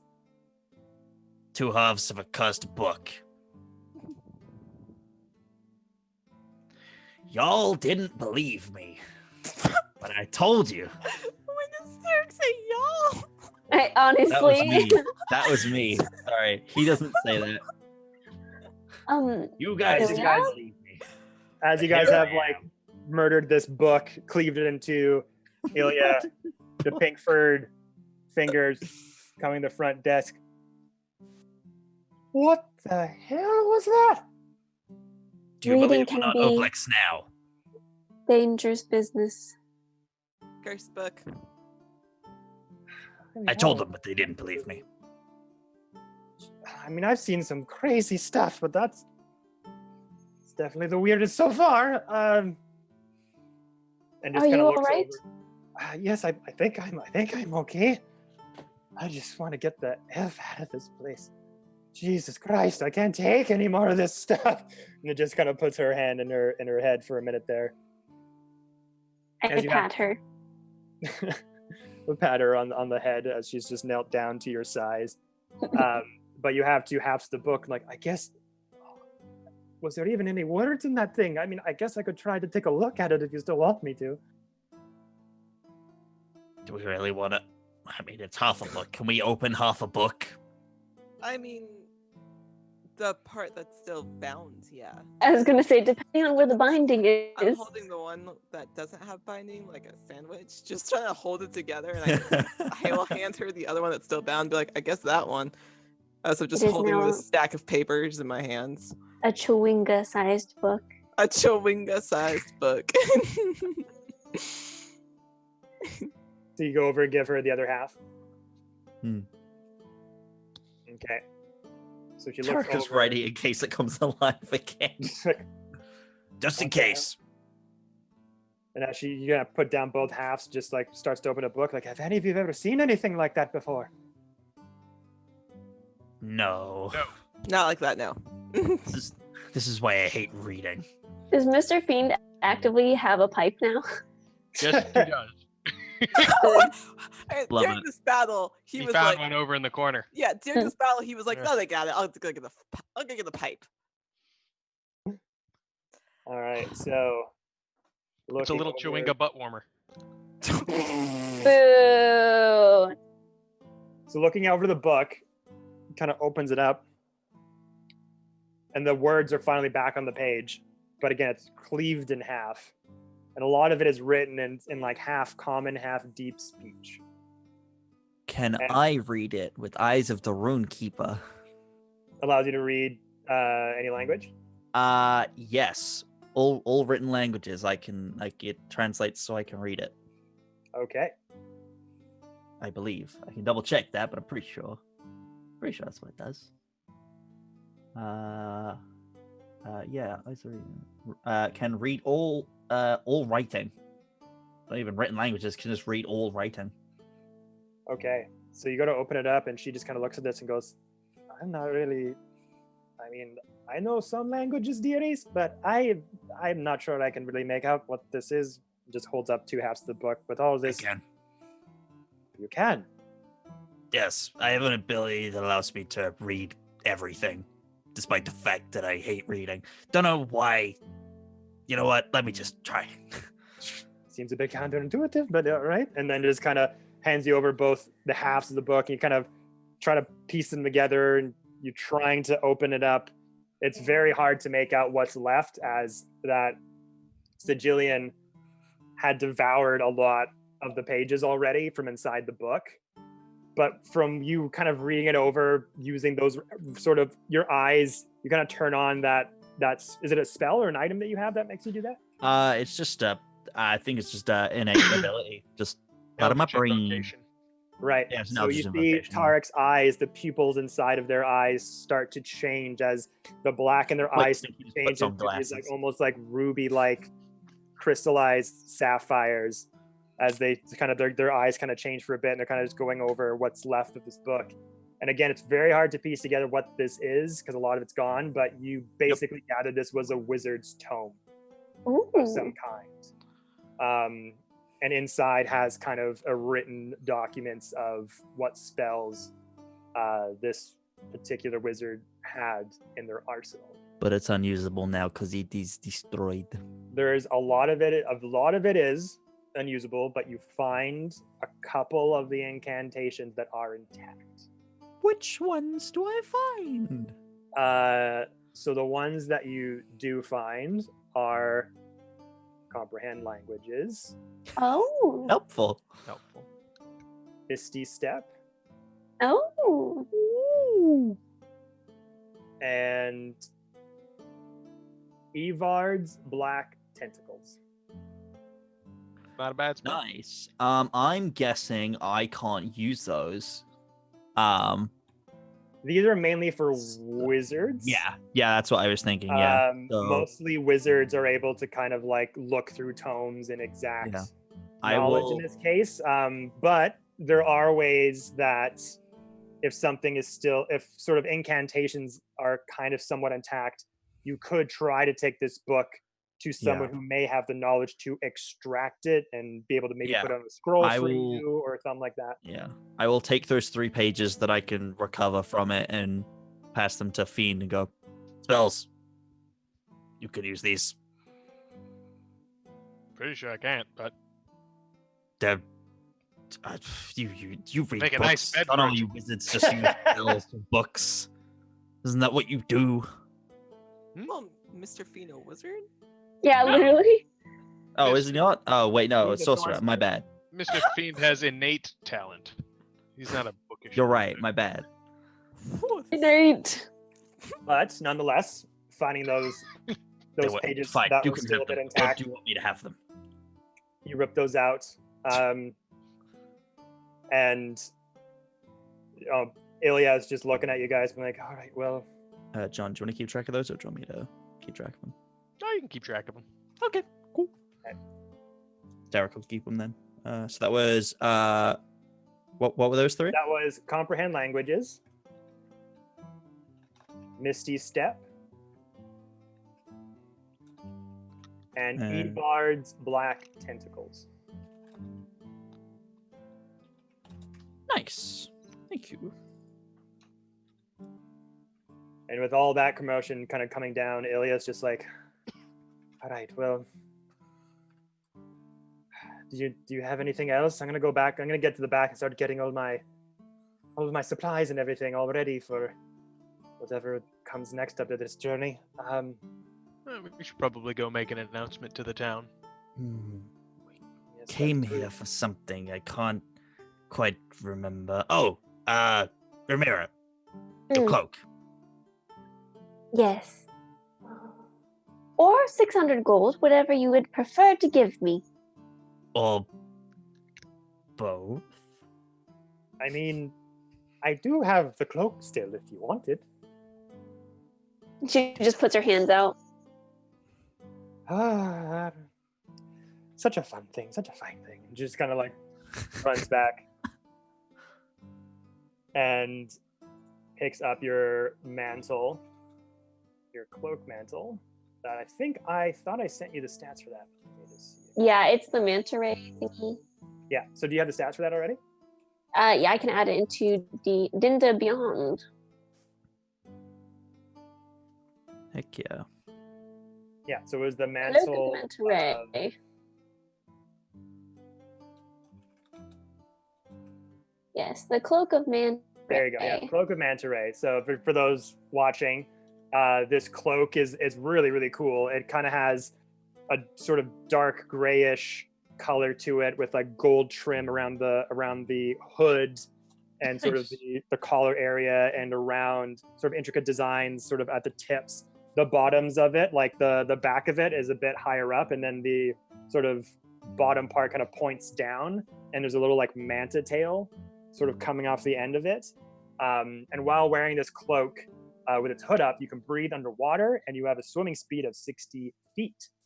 Pulling the hood up, Nice. pulling the hood up or down does require an action. She flourishes it and puts it on and then ties it halfway and just kind of puts her hands on her hips and then pats Tarek on the forearm and goes, "Thank you." You're welcome. You're regular fancy pants now. She just kind of shimmies in place and then throws the hood up and is like, Very fitting. I put that image in the chat for you guys to look at as well. Nice. I'll try to put that up in the "Thank Twitch you." chat as well.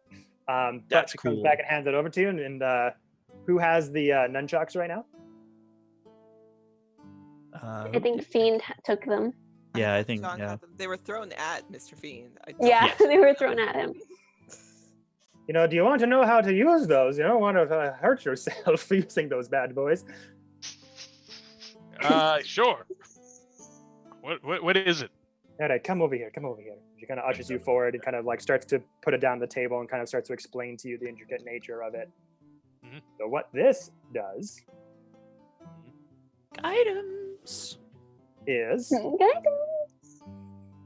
these nunchaku are adorned with talismans forged from metal that fell from the sky from a meteorite. You gain a +1 bonus to attack and damage rolls made with this magic weapon. For mechanical purposes, the nunchucks use the game statistics of a short sword, but their damage type is bludgeoning.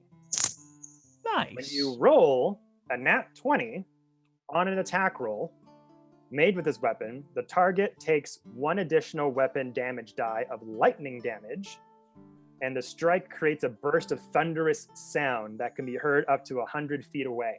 Ooh. Each Nice. creature within 5 feet other than you must succeed on a Constitution saving throw, DC Ooh. 15, or take 1d6 thunder damage. Nice. If you have the ability to deflect missiles, you gain an extra reaction, but this reaction can only be used to deflect a missile when you are hit by a ranged weapon attack. Damn. Amazing. It's pretty And awesome. That, my friends, is an awesome item made by our good friend Feralborn trading on Instagram. Nice. A homebrew Thank D&D you. weapon maker, so Heck yeah. be sure to check out their Instagram. They're called the Skye Iron Nunchaku. Oh. Nice. Mirror, can you use those? What did you say? Can you want them? And you see she picks them up and kind of goes like that and like shakes them around like rocks. And then it's like I don't know if this befits me or not. DM, It's pretty much it's the equivalent of a short sword. So it's a Okay. light weapon. Martial weapon. So I think you should be able to wield that. if you're she kind of just like zigzags it back and then like playfully smacks you with it. Oh no. No, I don't think so, but thank you. And then puts them back in your hands. Really gave a child a weapon there. That was you. That was. I am not a that was child. I am 26 years old. I think I'm 26 years old. There Well, you how go, old am I? Pharaoh.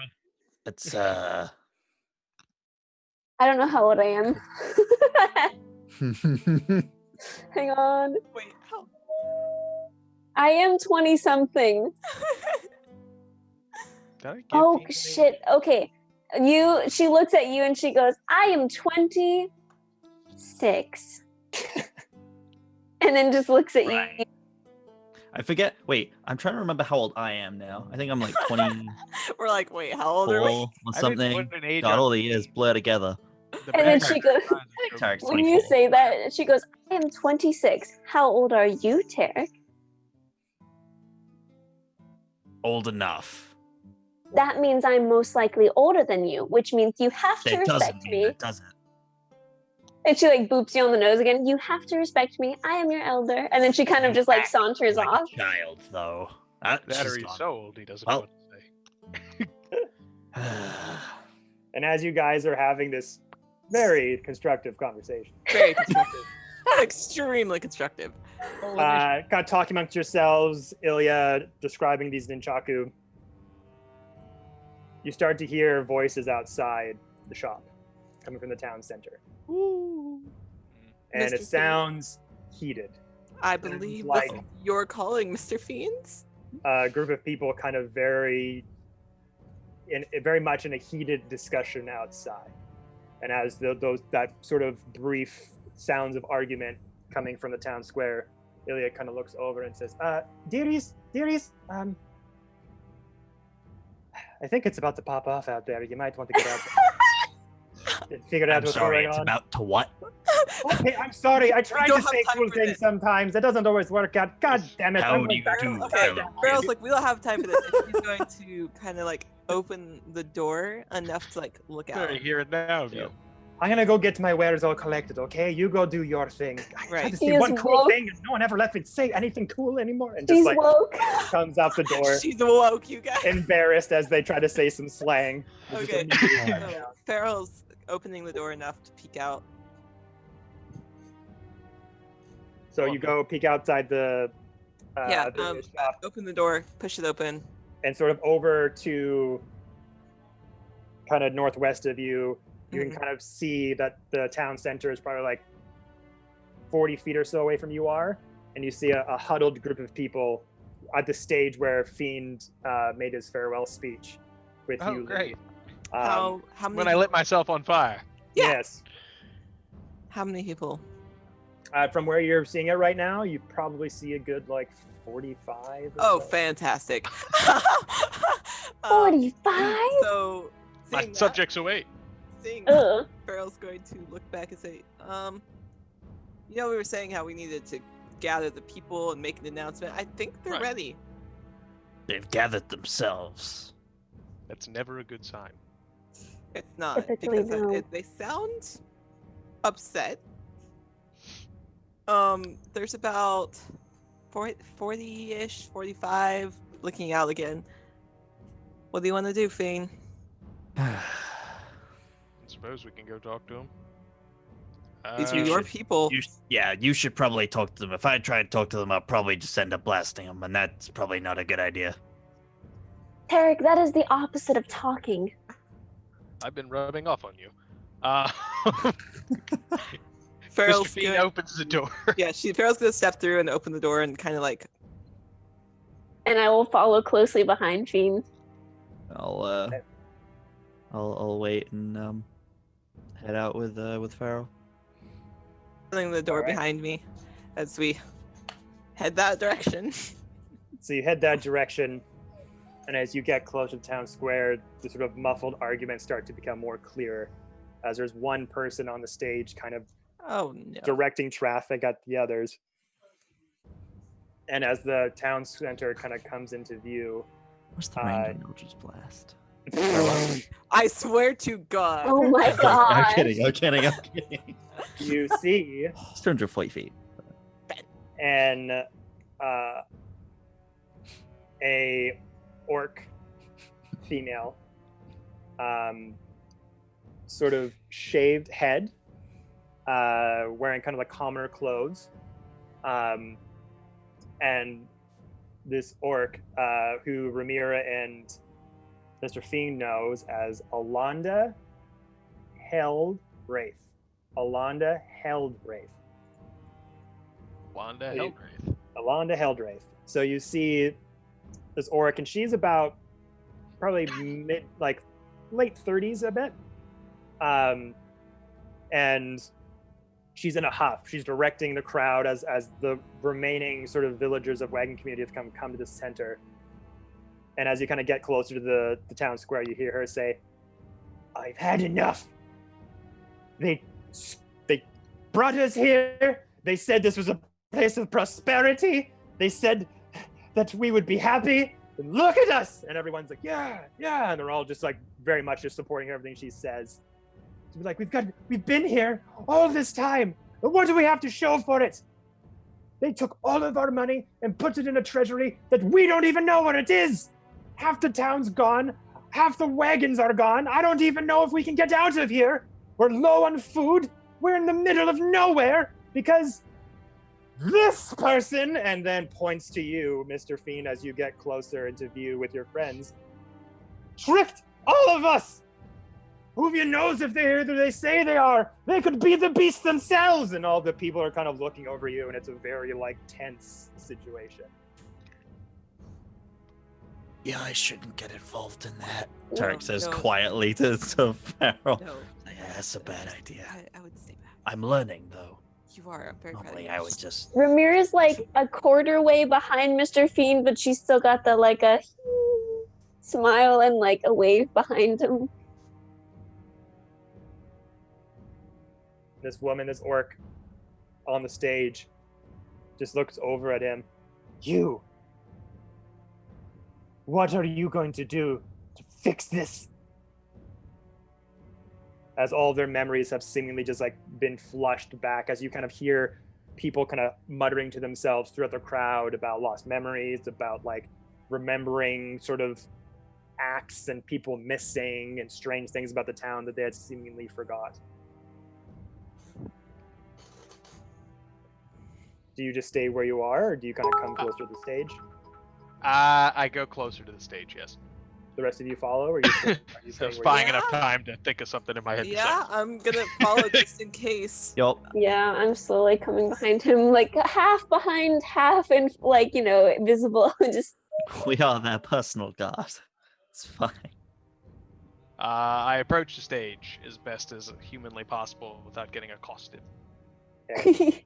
So you see the crowd is like, as you kind of come to the outer part of the crowd, they start to just part just enough for you to walk past them, but you're like shoulder to shoulder kind of hitting other people. They're not making much room for you, and it's very awkward as you're just excuse me. And they're all just gaze strictly onto you as Mr. Fiend kind of makes his way through the crowd, and the rest of you kind of fall behind. Yep. Mr. Fiend kind of comes to the stage. Do you get on the stage, or are you just staying down there? Yeah. So you Very get on the stage. awkwardly, like, Farrell's gonna stop at the bottom of the stage. I give a boost.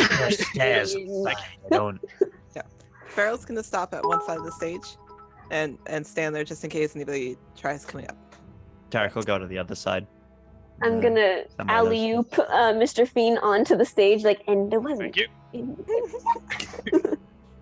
Ramira helping Mr. Fiend go by the stage. And this orc, again, shaved head, a couple of scars here and there, just looking distraught, has kind of one tooth kind of up on the underbite, big gold earring on the side, kind of a scar on this eyebrow, but a big gold ring here. I want to know how you're gonna fix this. What are we supposed to do? That is a good question. I have recently come up with an idea, if you'd be willing to hear it.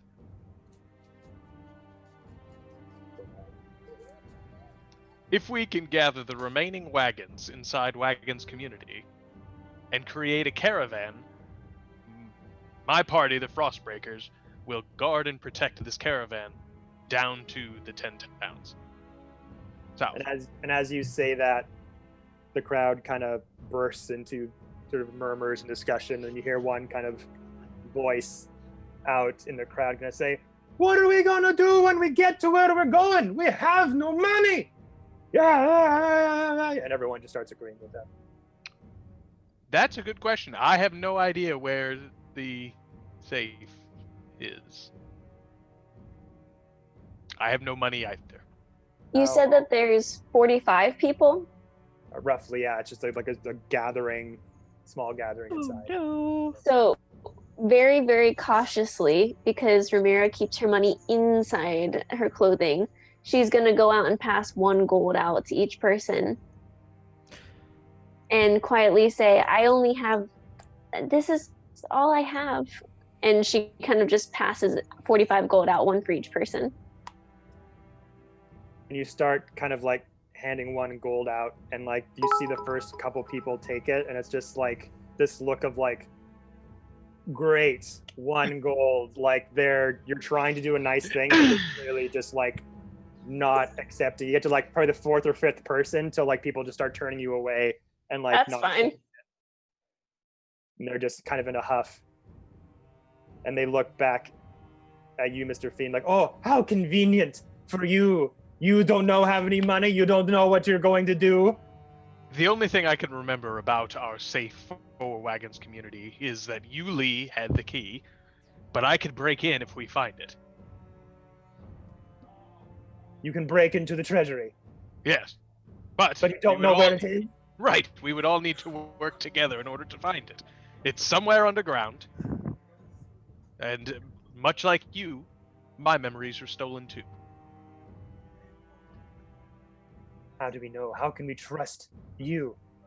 After everything that's happened, after everything we've been through.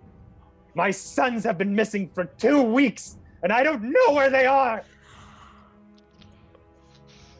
Yes. What would you like me to do? Repay the pain you have caused. Repay the debt that is owed, and everyone, yeah. Okay. And it's starting, the heat in the room is rising, sort of thing. Right. I kind of just look to my friends, and my eyes are like shimmering lime green. And as you're all kind of like tension filled, like you're not sure if you're really going to be able to mend and fix this, you hear a voice sort of off in the distance, sort of coming from behind the crowd, breaking through, saying, my friends, stop what you're doing. And everyone kind of looks behind, and you see an alabaster-skinned pallet elf, Valencia Purcell, who helped get Galen out from the cave, and now is like not donning that big brimmed hat or a bandit's mask anymore. They're face full in plain view, with sort of the bandit clothes they were wearing, which is kind of like that big brown leather duster and some calmer clothes underneath. Big leather chunky boots on the stop. You're like, my friends. Like, I know things look dire. I know this is just a terrible situation, but please listen to me. You've been my friends all this time. I tried my best to warn Mr. Fiend here about what was going on, but it is true what they say. You all know what has happened to all of you. Our memories have been messed with. This was a con from the very, very start, and he and Ramira as well, they were not in on this. And she kind of like remember, she's like 5'1", very, very short, just kind of making her way through the crowd, kind of coming onto the stage and kind of trying to get up on the stage. I give a boost. I'm like, and you kind of help them up and they get up. Look, I know this all it just looks like a very, very bad situation, but if it wasn't for these heroes, Galen, my love, would not be alive right now. There was a creature, there was a thing in the caves underneath Wagon's community that was doing all of this. I saw it myself. And everyone around them kind of looking around, just trying to figure out who to believe, who to trust. You're like, look, my friends, I know we've lost friends, we've lost family. This is a horrible situation. I tried my best to warn Fiend here. I sent him countless letters. I tried to put literal smoke signals on the town, but every time I came close to breaking through, the things, whatever they were, they just would hit the restart button and it just make them forget all over again. My love was living with one of those things for months, pretending to be me.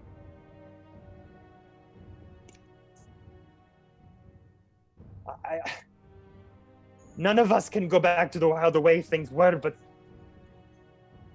we can try to pick up the pieces and start anew. I've been keeping surveillance on this place for the last 6 months, trying my best to stay out of sight.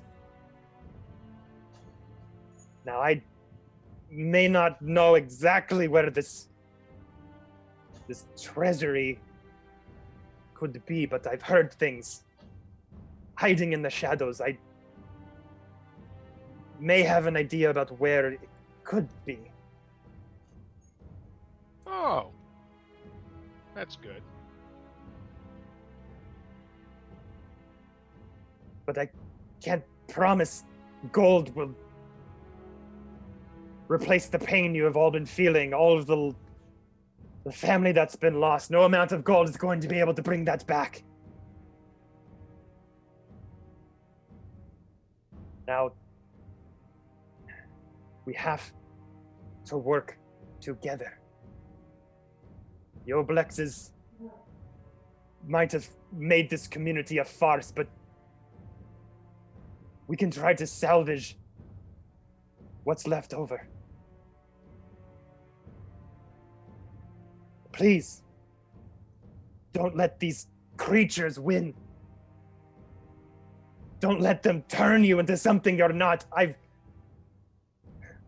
know you aren't this way. You aren't these people. And she's just trying to like connect with them and try to bring them back to some sense of sanity. And the rest of the crowd's kind of just looking at each other, trying to figure out kind of any sense of guidance to take them to the next spot.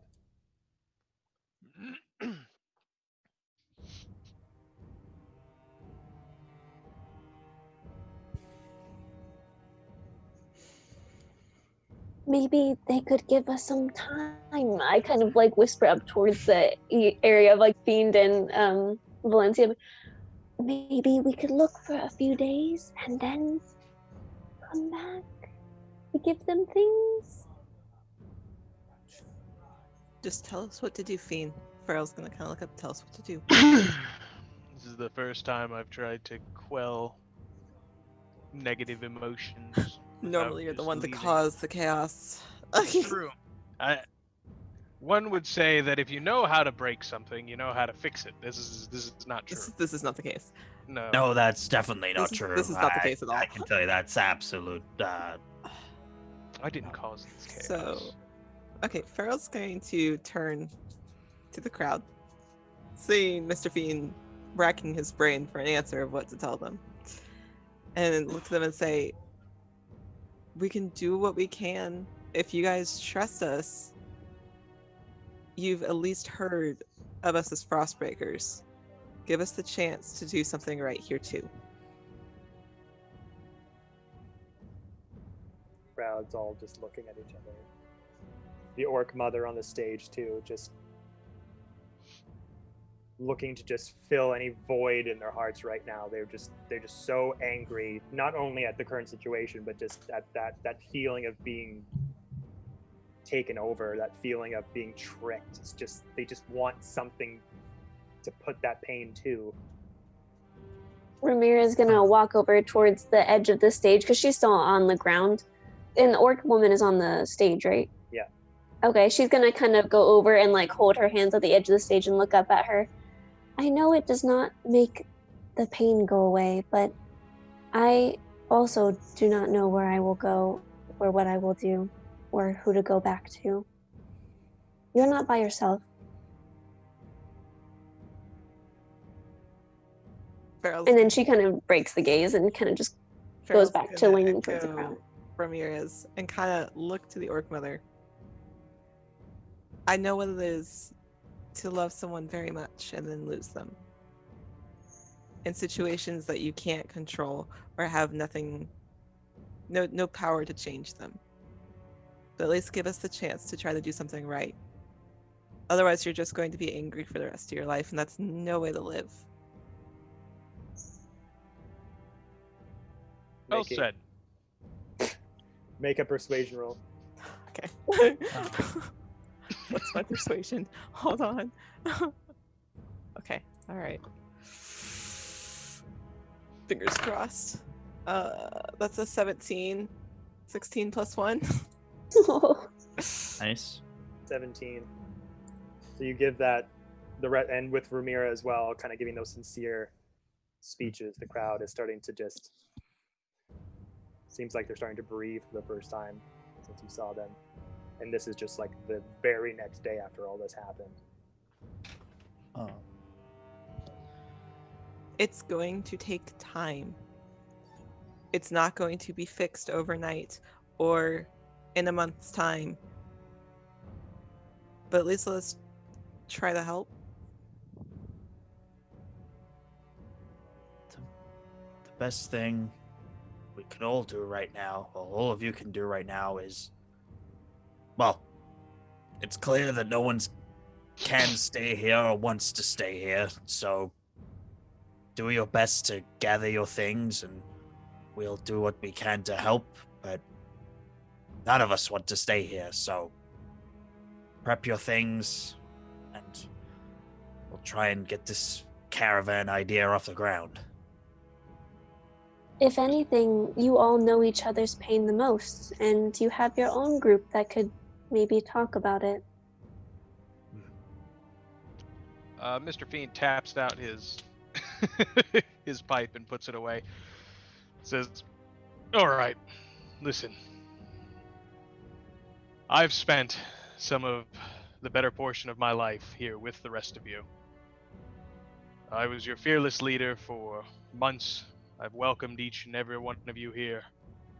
We talked on the streets. We had fun inside the bars. I've met a lot of your families, and I understand the trials and tribulations that you all are going through. You have to understand that when we were fighting the Oblex and the Elder Brain, I did so knowing I was killing the happiest moments of my life here with all of you. I will do whatever it takes to get you enough money and food to make this a safer journey. But you have to give us a few days to find it first."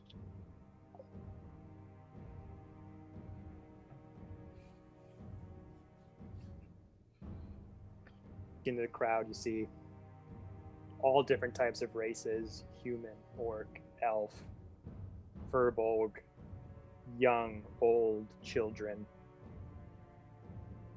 And they're all just looking around. The orc mother on stage looks over at Valencia. "You promise? You swear that you'll help us all get to a safe place?" I do. Make a persuasion roll at advantage, Mr. B.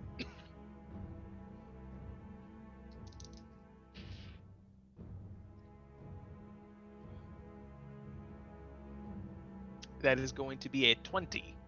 Not Ooh. magic. I'm a talker. Seeing that sincerity in your eyes,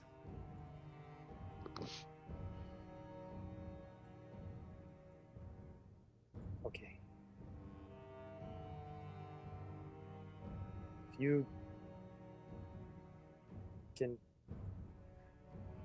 you can find the means to supply us with the wealth that we need to live and help us relocate, we'll do our part. Everyone will do our part, yes? And then everyone's kind of like looking at him, and the confusion in the crowd starts to slowly to triangulate on a single goal. And that's whatever we were feeling before. We need to put that aside and get somewhere safe. And then you start to hear a voice in the crowd. "I'll gather the families. If someone wants to go to the magic factory, gather what wagons are left. We'll reconvene at the entrance in a few hours' time." And the orc mother just walks over to you, Fiend and Ramira. "Please don't let us down again.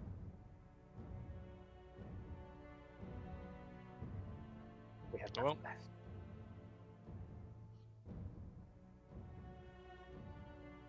It's a nod to you. All right. We head out at dawn. Let's get everything ready. And she just kind of takes one final look at you two and just that hope of like, please don't let this be another farce, and just goes back as the crowd starts to disperse and go back to their homes and shops and start to gather their things. And As wait. the crowd just Oh, sorry. Go ahead. as the crowd disperses, Valencia is kind of left on the stage with all of you. It looks like we've got our next heading. I hope I could help. I said what I could. That was a nasty situation over there. It's the least I could do for what you did for my love. We appreciate it. Thank you very And as much. her bleach blonde mullet is just kind of shining in the sunlight, and puts her small pallid elf hand out to you, Fiend. And says, by the way, I don't know if we've properly ever been introduced. Puts out their tiny little pallid hand and says, my name is Valencia, but my friends call me Mullet. Shake her hand. Nice to meet you, finally. Took you a while to get those goddamn notes, eh? Just kind of 150 of them. kind of shoulders you out, trying to make the situation a bit lighter. Yeah. Do you really know where the vault could potentially be? I mean, I don't have an exact location, but there'd be time to time when I would get close enough to be able to spy on Willie's meetings. And wherever this treasury is that you speak of, I know that there was a time where they were amassing a lot of wealth and efforts into the museum project. And not only would I see groups transferring large crates of gold finances into those caves, but other crates as well. Crates with markings of a foreign land. I don't know what was inside of those crates, but whatever it was You think we missed something down there? could be. I know you just went through a hell of a lot, and I cannot repay you enough for what you went through to save my beloved Galen, but it looks like you might have to traverse that one more time. Well, shit.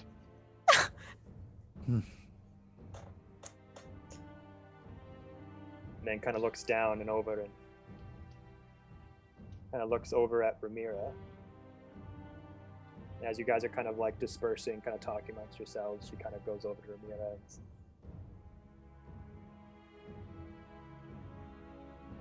Galen hasn't really been the same since she came back from down there. I don't want to bring up any hardship for you, but do you know what happened to her? How this came to be?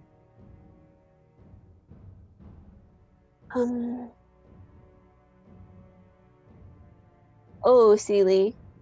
Would Ramira have any kind of like response medically or like magically to explain what happened? Or would it just be like, I don't know, got her brain all messed up? Well, she like Yeah. you know what happened. Yeah, she got attacked Right. by it. Like it like You Yeah, were like it up just on like your to tentacles, and it had said choose, right.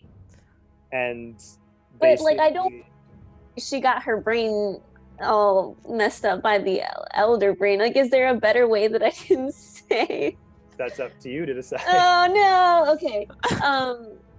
She full damage, I guess. she doesn't make eye contact. That's rough, buddy. Yeah, she doesn't make eye contact, and she kind of just plays with her hair Um, well, and she kind of just sits there and doesn't really know what to say for a little while. I did my best to protect her.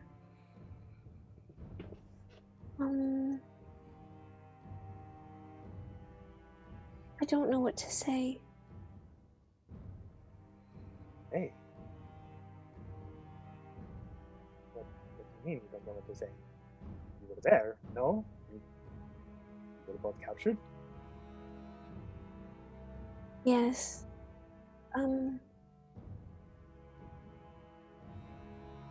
The Elder Brain destroyed her mind.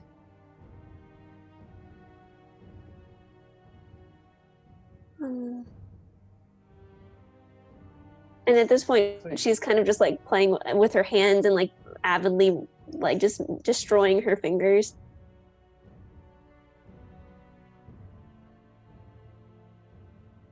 I know that the brain must have been the cause of this, but I was wondering if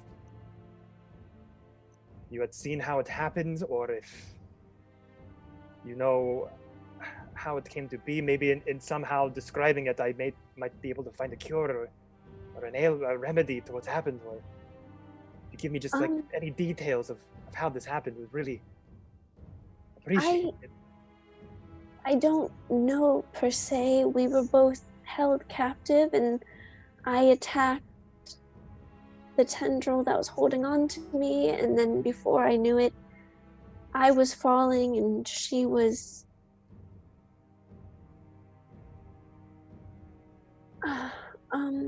and you kind of see Ramira just completely shut down for a second.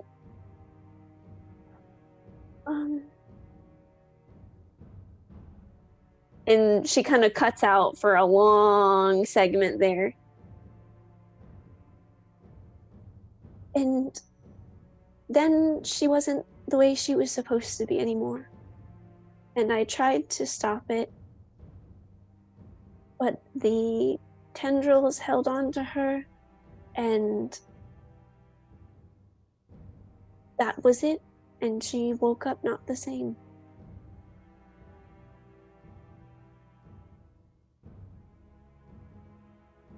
I see.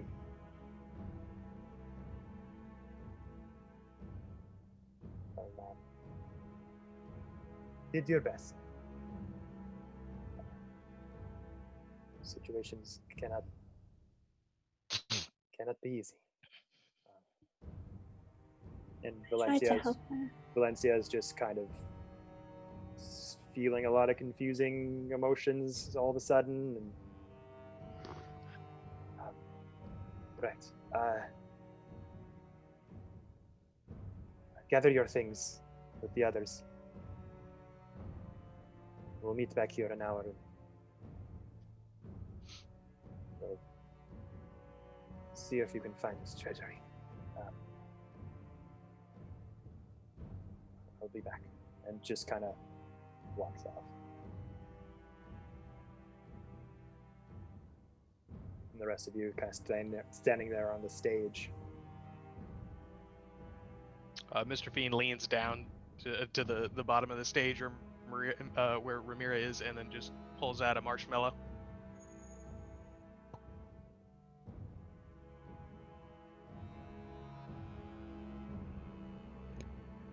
She just leaves it there. She leaves it on her forehead. Well, it looks like we're going back down into that shithole. Perhaps. More poop soup. Please don't call it that. Fiend got to. No one call it that. And with that, we're going to take our break. So, Yes. as we transition into the Frostbreakers having to go back down into poop soup. That one's So with that, guys, we're going to take a quick break to stretch the legs, grab some drinks. We'll be back here in around 5 to 10 minutes or so. But once again, subscribers, this is your chance. So if you are a subscriber of the Twitch channel, you have a chance right now to win some cool D&D stuff from us for free. If you are not a subscriber, please consider being so. Use your Prime free sub. You're not using it anyway. Why not just give it to us? And then you'll be entered to win a set of dice, a dice tray, or a dice holder. The keyword today is regret. Brutal. So one word regret into the chat. Damn. Enter it only once. More than once, you will be disqualified. Canada, US only. Thank you so much. Thank you so very much, everyone. We'll be right back in a bit.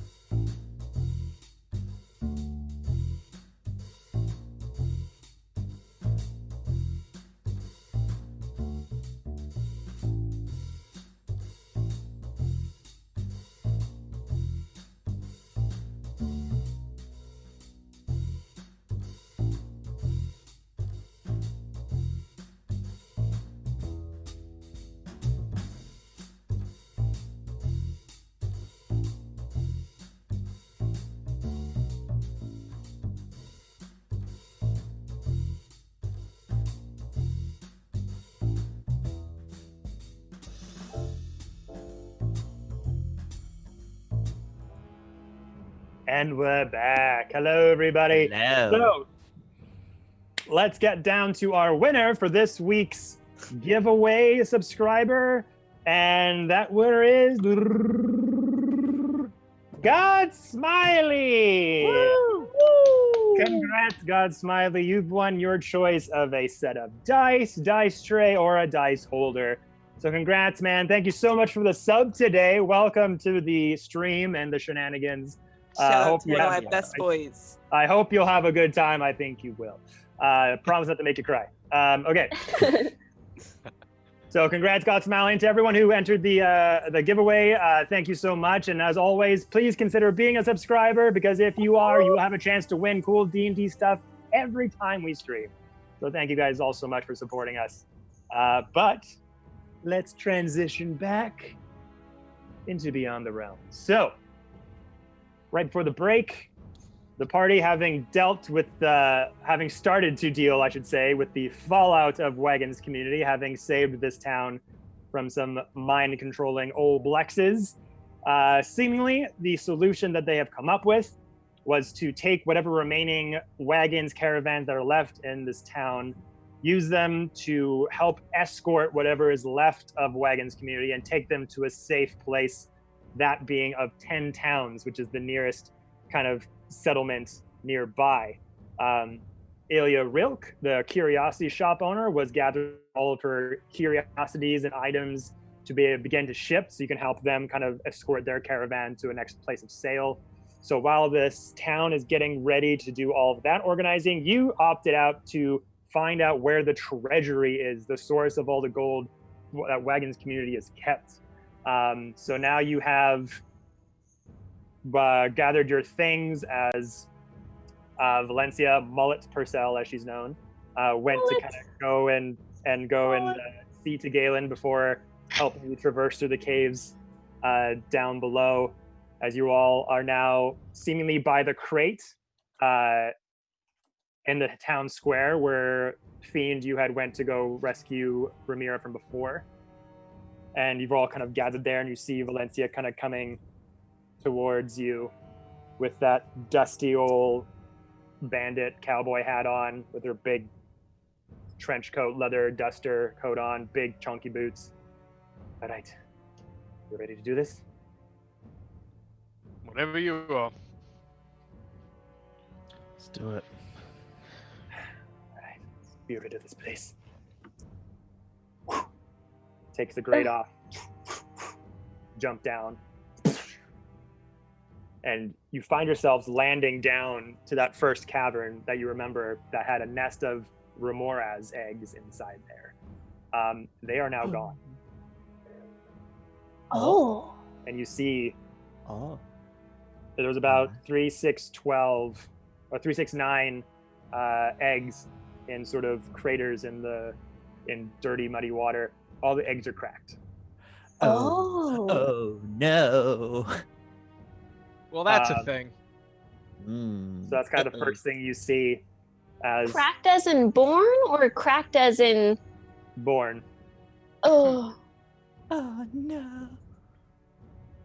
But Valencia has a torch in hand, lights it up. All right, this way.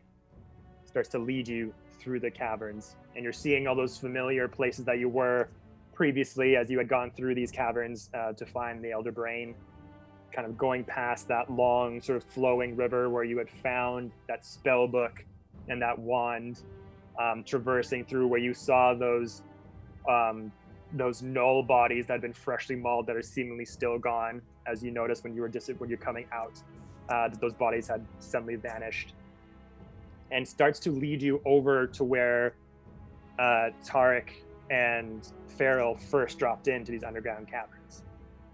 As you remember, there was kind of a pathway that went all the way to your right, and you chose to go all the way to your left.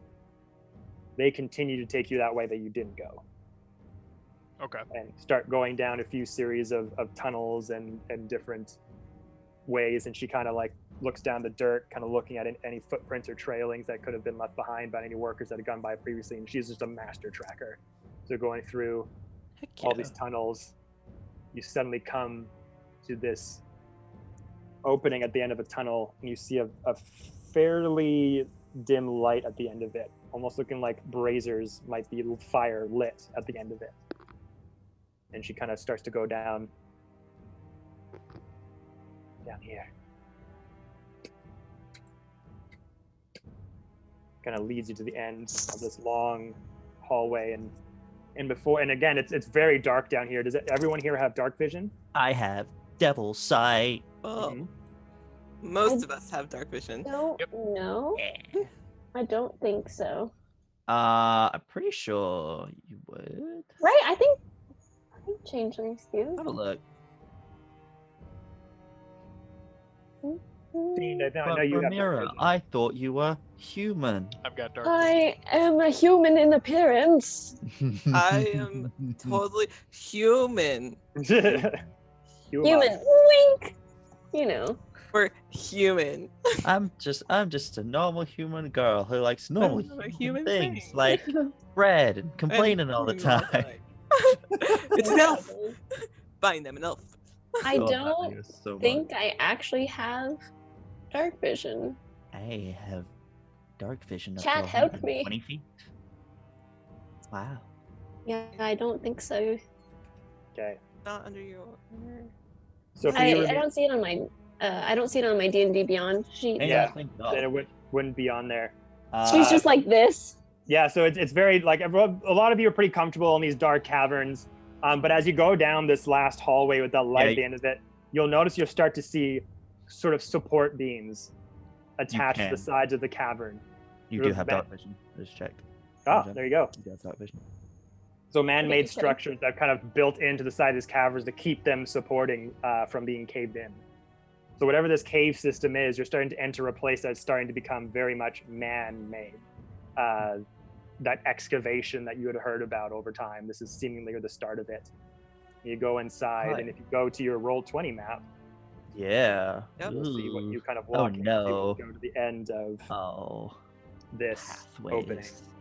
Oh, good. Oh, I like options. I like don't. options. Most of the options lead to death. Or go in And a circle. destruction. They either lead to death or go in a circle and then lead to death. So as Surprise you enter, death.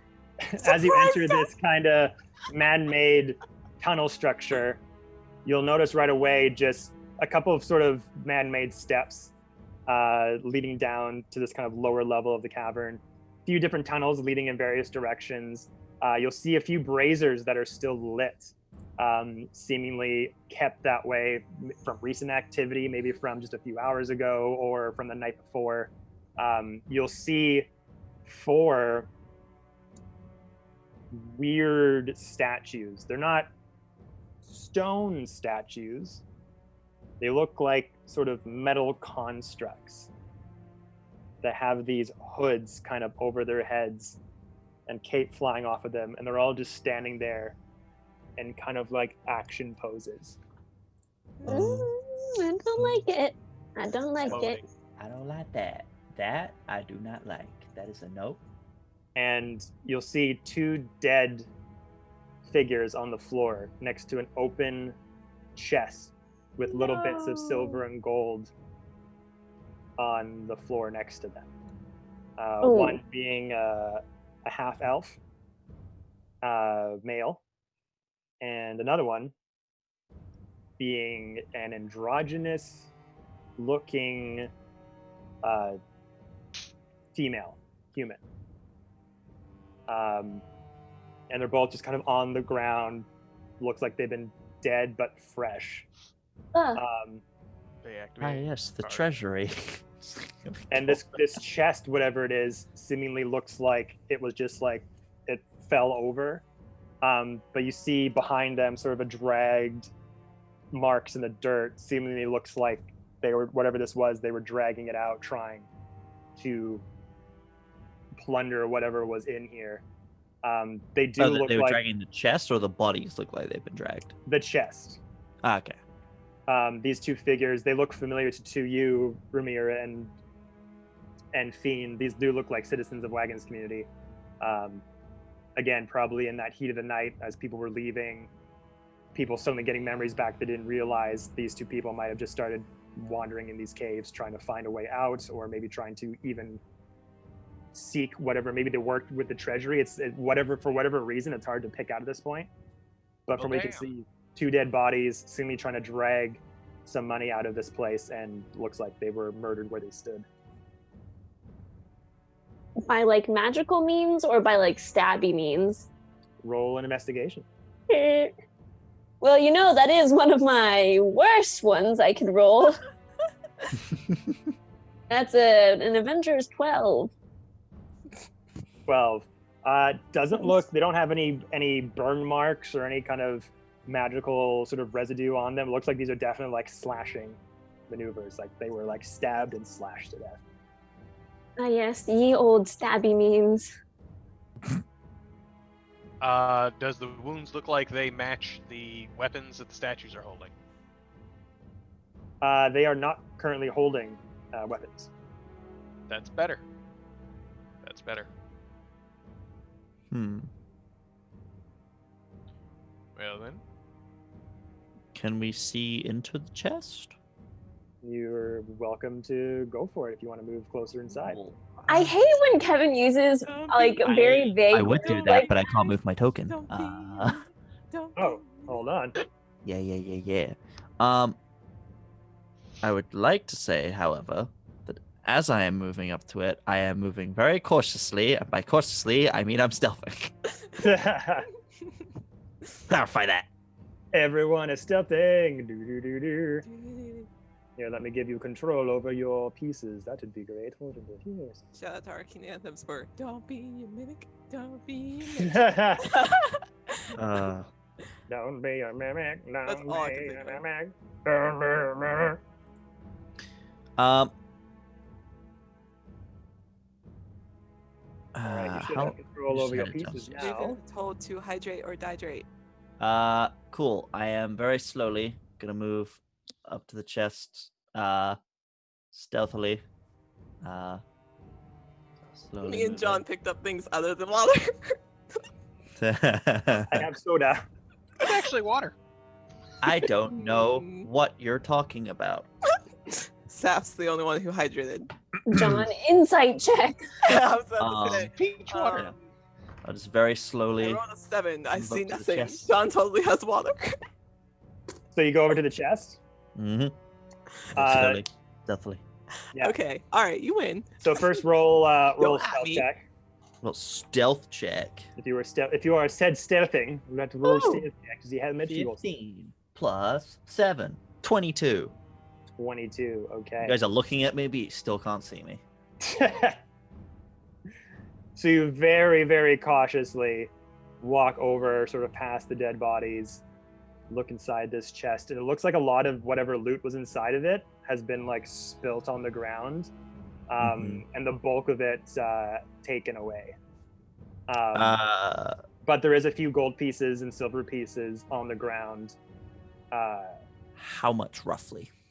There's about 20 gold on the ground, 20 gold pieces, and around 30 silver pieces. Should we take this gold? Seems like if it's down here, it must be part of the vault, possibly. Maybe someone got in. Or do we leave it here? I mean, it's not much use to these people now. I suppose they have no use for it, but the chest seems like maybe they used them for bait, which seems rather cool. Can I do like a medicine check to see how fresh these bodies are? Yeah, for sure. Okay. Tarek will start gathering up the coins then. So it was 20, I threw it out. 20 gold and 30 gold, you said? It was 20 gold and 30 silver. Never count on me to roll well, ever. That is a crisp 11 with my +9 modifier. God damn it. Wow. I know. Crisp 11. Crisp.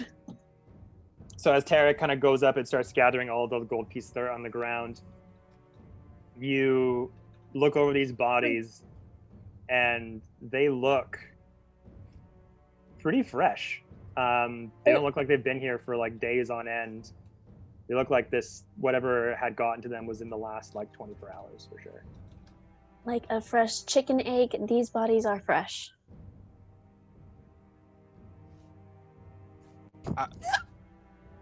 You've never done farm work? Well, no. I'm not a peasant. But Speak for yourself. I view you as a peasant all the time.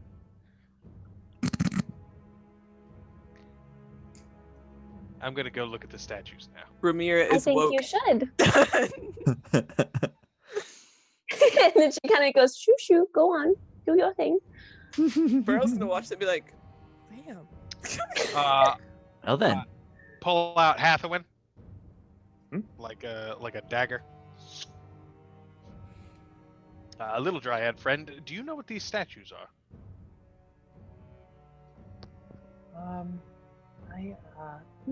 And just kind of like looks over at these metallic constructs of sorts. Like it's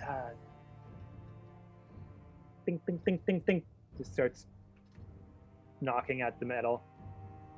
I don't know. It doesn't look like anything I've ever seen before. What? When did they start making statues out of metal? And just kind of just intrigued by whatever this thing is. That's nothing they've ever seen before. 400 to 600 years ago. Oh, I see. I got a lot to learn.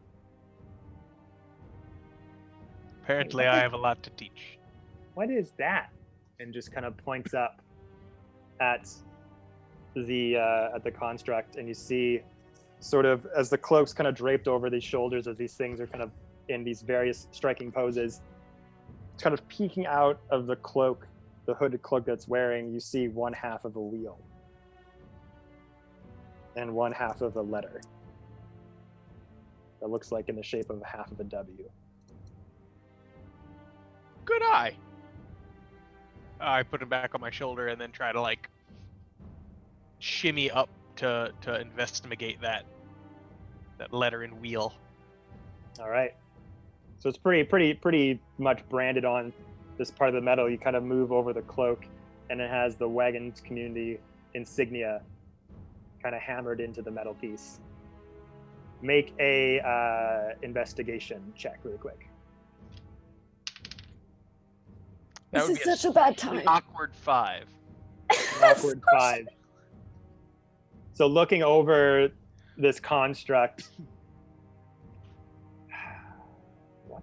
Like Wagon, it's a Wagon, like Wagon's community sigil, like hammered into its metal body. But you have no idea why it's here, what its purpose is. You kind of look at the make of it, and the craftsmanship looks similar to some of the blacksmiths you had on hand in Wagon's community. But as far as its purpose here, or how, like, what is it here for, they got no idea. These were made in Wagon's community, I think. But you don't know. Like, you've never seen them. No, not even, no. That's not a good thing. It's not a bad thing. I They're have hurting it. heard many stories. These are not people, are they? Imagine they're far too big to be people. And they're not, the statues themselves aren't like big monument statues. They're about the size of a humanoid, Oh, but they're just like frozen in place. Do I see real fear in these eyes of these statues? Roll investigation check.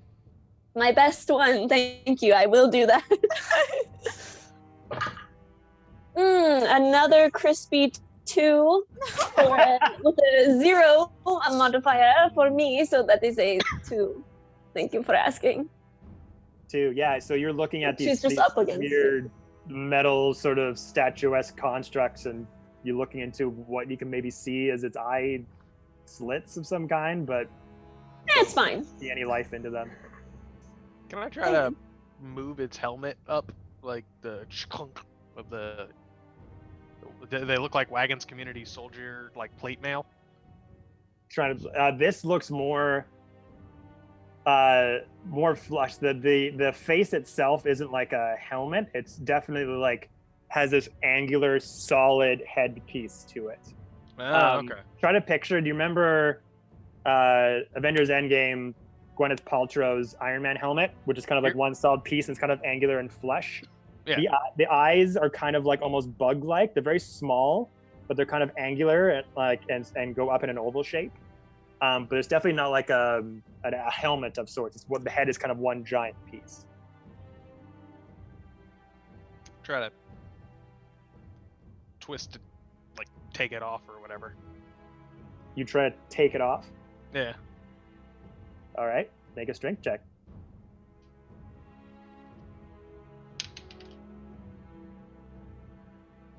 It would be a natural 1. Natural 1. You go to its head. You're kind of like. The rest of you just see Fiend kind of go up to this thing, and just like kind of climb up it and just start trying really hard to pop its head off for some reason. And he's like, he's like straining his muscle. Ramira starts massaging gently. I don't know why you try. Strength is not your strong suit.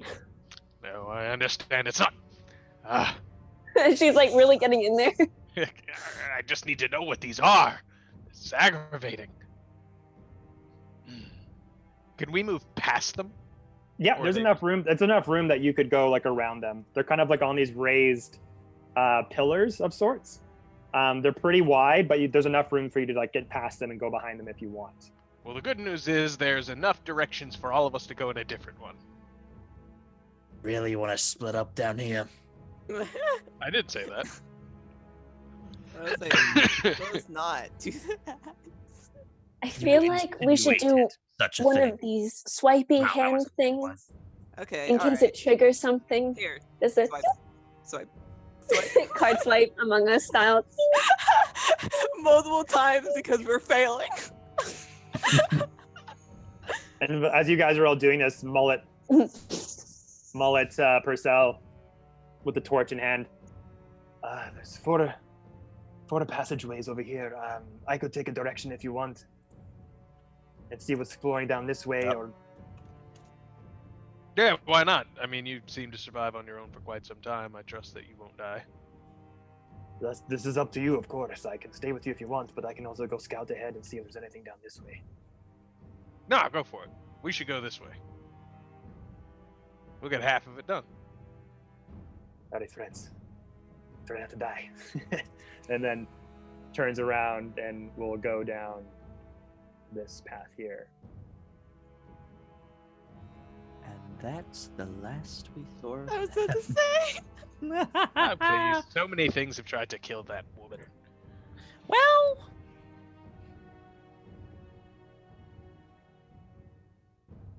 As Valencia kind of makes her way down that hallway, you see the light kind of, the dim light that surrounds her just gets smaller and smaller and smaller as she goes down that tunnel. All right, friends, what do we think about this tunnel? We should all go together for sure. I suppose explore them one at a time. Let's do it. Sounds Onwards good. then. And hopefully upwards. Hopefully. All right, so go and take all your tokens, move Yep. them accordingly. Vel and Ramira standing in the fire. Ah! I'm a tiefling. I moved, okay? I moved. I'm a tiefling. I'll be fine. I can just Wow. let Take myself. half damage. I learned it from Fiend. Wow. Yeah. Yeah. Just crack a bottle, you know? Now, does everyone here have any torches of any kind, any lighting sources, or are you just relying on dark vision? I have a candle. Magical that I- dark vision. I believe I One's do candle. have. Just getting a sense of like ranges here for reveals and stuff. 120 feet for me. Holy bejesus. Yeah, have that's a a tor- long way. A 20 feet radius of torch sight, in Okay. addition to my dark vision. 60. So Tarek can see the longest, the farthest out of all of you, but Go kind of in front. So Tarek, you can kind of see ahead the farthest, so you can kind of see the tunnel starts to bend around Yeah, I'll here, take so you'd have to get a bit closer down. Yeah, I'll continue down, just taking the lead, just because I can see the furthest. Gonna peek around this They didn't get hit the down hardest. there. I know this doesn't do very much, but it's very much Ramira. As she's gonna light up candles, she just has like those long measured like stick candles, and she's going to hand them out to people. So now everybody has a candle, looking like a Victorian ghost in the midnight. What am I going to a vigil? Maybe if one I of us give- dies. It I could be. take mine. Thank you. Hand it to Fiend, so he has two. These things are She melting. hands you another one. She hands you Nah, another he's one. already gone. He's already gone. Oh, now she's just left holding 2 candles. I'm Edward Forty handing 2 candles. Ow! They're melting. They do that. It's called wax. Why didn't you put the paper ring? Got him. Oh my god. So you go do all that, and then you go down here, and it is a dead end. Ah, fuck. Well, there's nothing this way. Foreboding. Let's head back. Everyone back up the tunnel. All right. So as you're coming back out of that tunnel, realizing it's a Uh-oh. dead end, you come back to where those Oh, no. mechanical constructs were frozen in place. I told you. The one that John tried to F with its head is gone. Okay, no. so let me get this straight. They're weeping angels. Fantastic. The other two are still there, but that one is gone. So they're weeping angels. Fantastic. Ew, don't say that with your mouth. Yeah, no thanks. I'm good, buddy. So wait, which one's gone? This one, the one that John Oh, fucked with his head. There was something blocking this path. No, there wasn't. Fiend. Fiend. If I don't believe it, then it can't hurt me. Fiend. Wanda John. Is that how you, I mean, I know that's how you've been dealing with your feelings up until this point, but it doesn't work in this act, right? I also just remembered that I have the light cantrip, so she goes over and boops everyone's candles, and now not only is it a flame, it is also glowing 20-foot radius of dim light.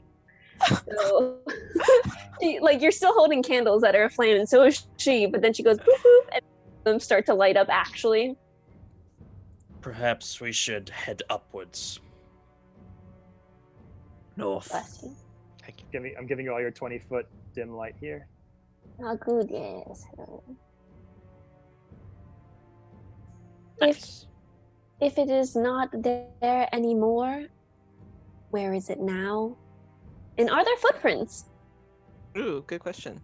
And someone with better investigation than me, perhaps, maybe help me look. Is Ramirez saying that, like, I can. where are do the footprints? Well, yeah, she's like looking in the ground. I am Okay. not very good at finding things. Maybe you can help me find things.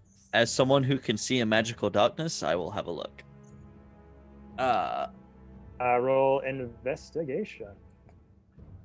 Just gonna turn off that radius because it's kind of blocking one's vision. But that's basically what you got yes. going with dim light. I can see Dirt. nothing.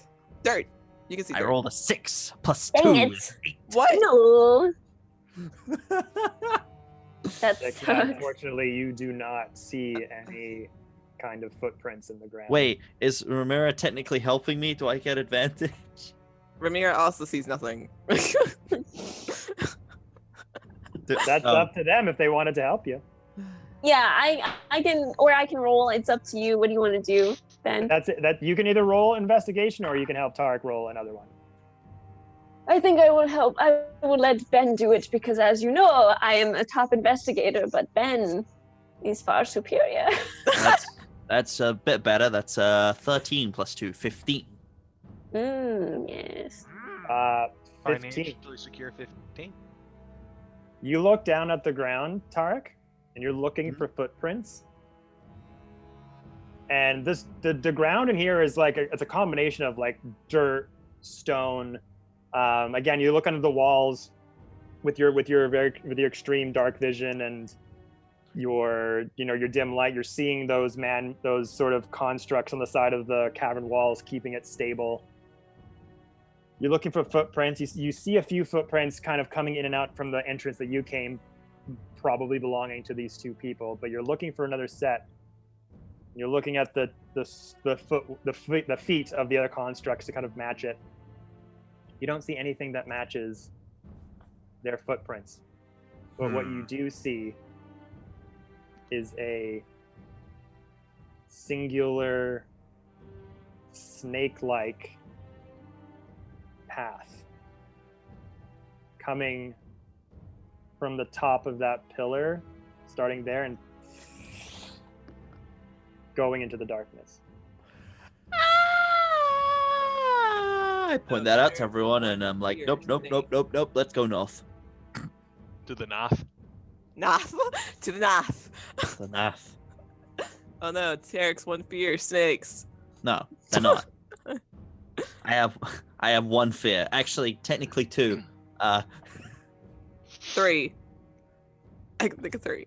3? Yeah. Snakes, clowns, snake clowns. He only has 2 patrons. What's two the patron, third one? and a book. I was thinking losing It's not a- Pharaoh. it's but not a now fear I'm anymore, losing it's dead. 4. I thought 3 was losing Pharaoh, but now I'm going to say 4 because Oh, yeah. Actually, you know what? Yes. Yes, you're right. 3. So 2 this patrons. direction. 2 So you guys patrons go up and to Mawak. to the north. Yes. All Tarek right, will move push them- ahead with move his damn dark tokens. vision. moving tokens. So as soon as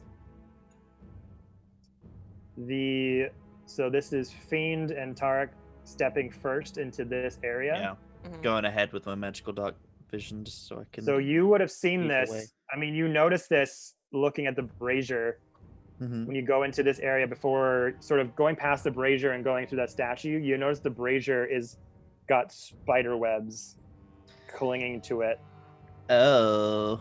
and Ooh. attached it, and you kind of move past that brazier, kind of like ugh, and you kind of just move Nasty. the webs off of it, and you step behind that statue, and you step right into Oh a sea of webs, No. all Ah, intricate along the walls and the shit. ceiling. You see somewhat of a body wrapped in web as well. no. Oh no. Do we What want to in go? And Harry as you- Potter? And as You you wanna and Fiend this step way? into that area, Oh no. Uh-oh. Uh-oh. No. I need Actually, you I and have Fiend. decided to go back the other way. I need you and Fiend to make perception checks.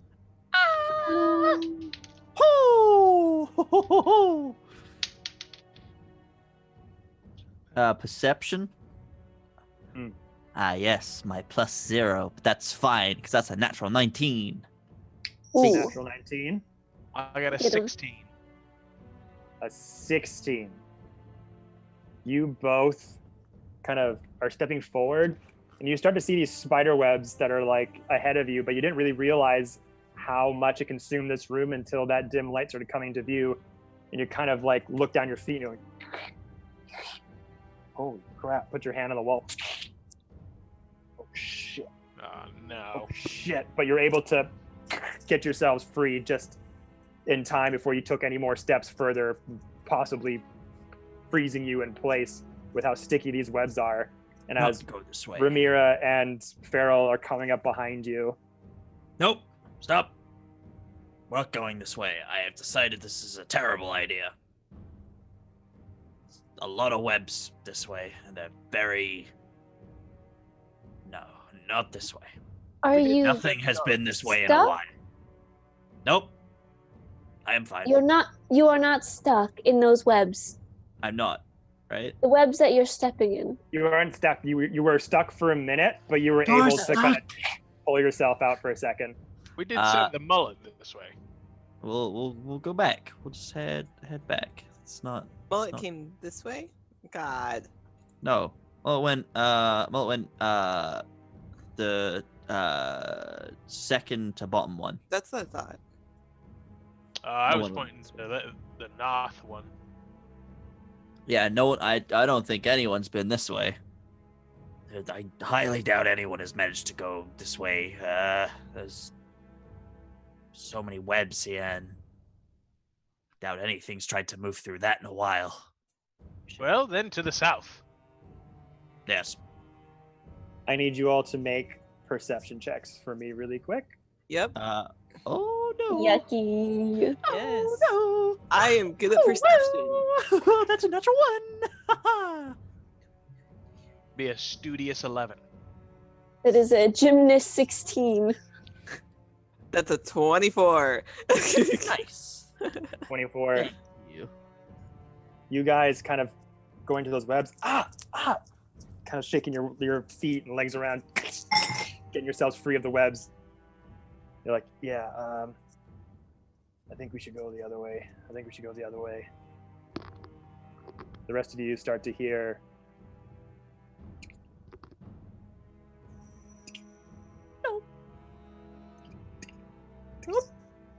That is yucky. I don't like it.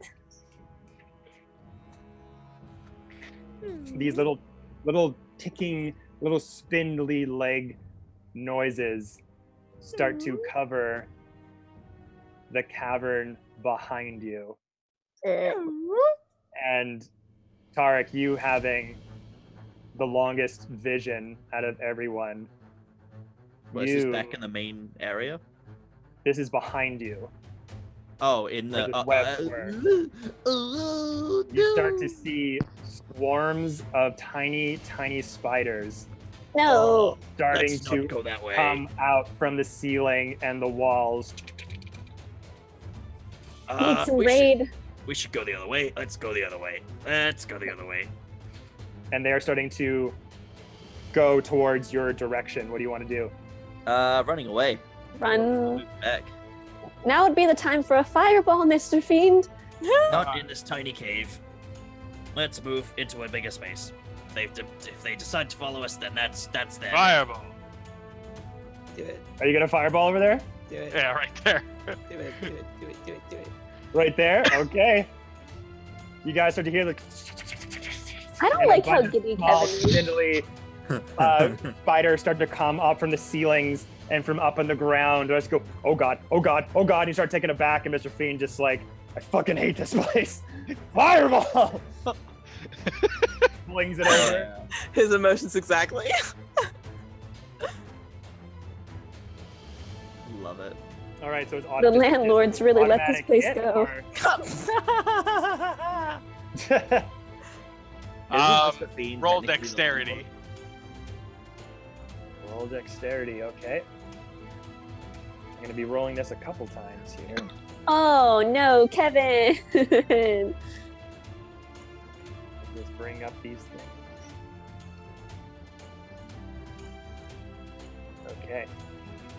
Or hear me out. You use the 9 realms dice tower. Yeah, that I would am be using really 9 cool. realms God right damn. now, actually. Never mind. This whole DC time. 18. 18. Yes, sir.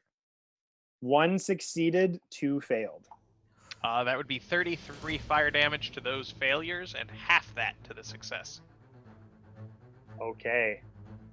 So, you behind you just see Fiend just go, enough of this. Fireball! And all of the webbing and everything just catch fire everywhere.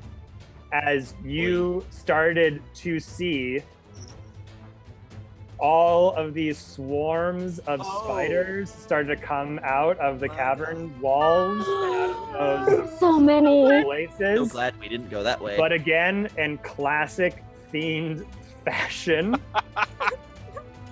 they all And just They all just flame and torch on fire as they just start to just Good. burnt to a crisp, legs curdling, falling on their backs Oh. as this web starts to catch on fire all around.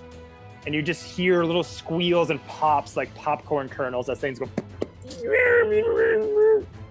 But as those swarms of little baby spiders are seemingly put to rest, you hear To rest. heavy footfalls from deep inside that cavern. No. The Mandalorian. And you see this bad boy No. No. appear in front of you. Nope. A humongous tarantula-looking spider with half of its legs kind of still on fire and a part of its butt like flames are on, and it's trying to scuffling dirt, trying to take out the fire onto it as it starts leaping forward at you guys. I need you to roll initiative.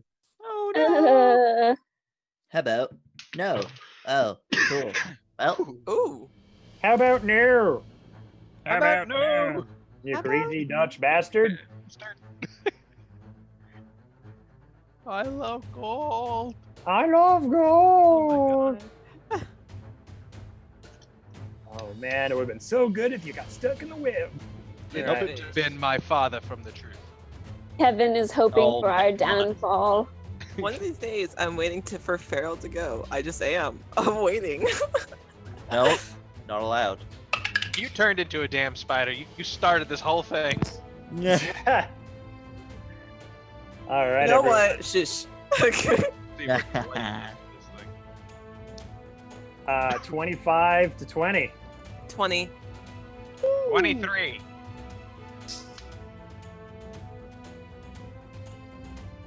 Okay. So we got Fiend, we got Feral.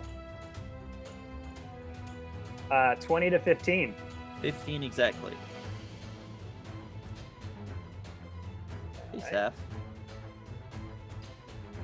20 to 15. 15 to 10. Oh, Zap. Seth. Zap. Oh, Seth. 10 You guys to know I 5. can't roll well, okay? I rolled a 5. Ooh, dead last. You know I can't roll well. I don't know why you're expecting anything else. Okay, so That's so funny. Mr. Fiend, yeah, Mr. Fiend, you are first yet again.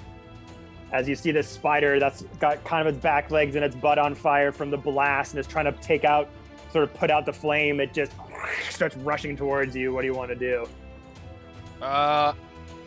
Mr. Fiend, holding his quarterstaff, takes his fingernails and scratches it, which makes this really obnoxious, high-pitched noise in that direction. Every creature in a 20-foot radius of the center of the spider is going to make an intelligence saving throw. DC Ooh. 18. Intelligence, okay.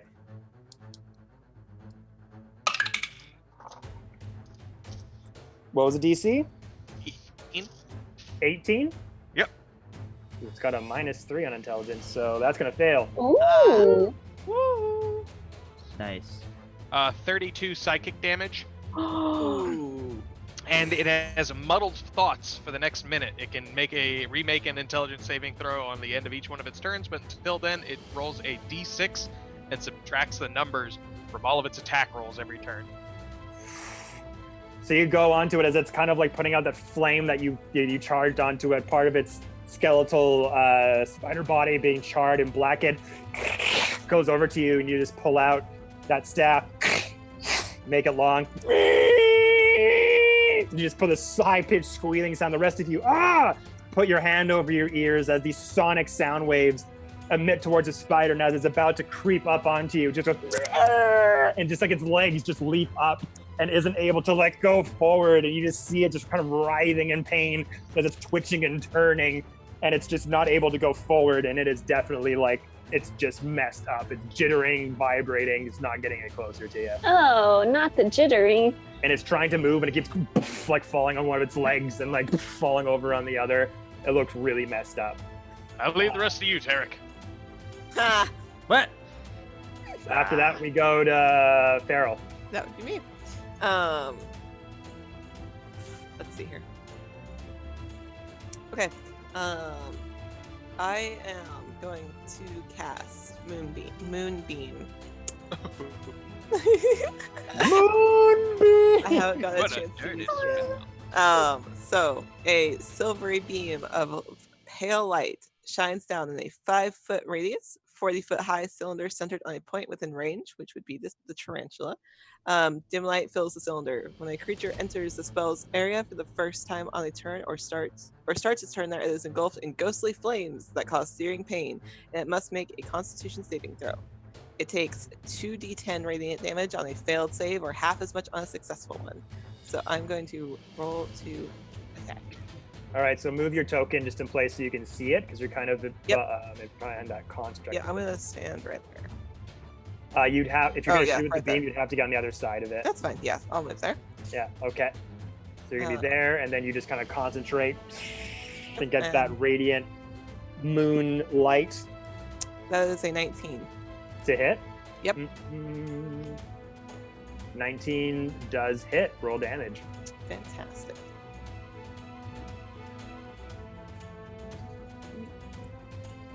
Roll 2d10s here.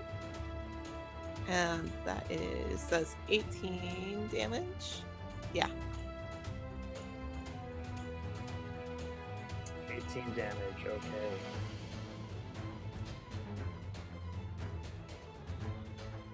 Oh man. Okay.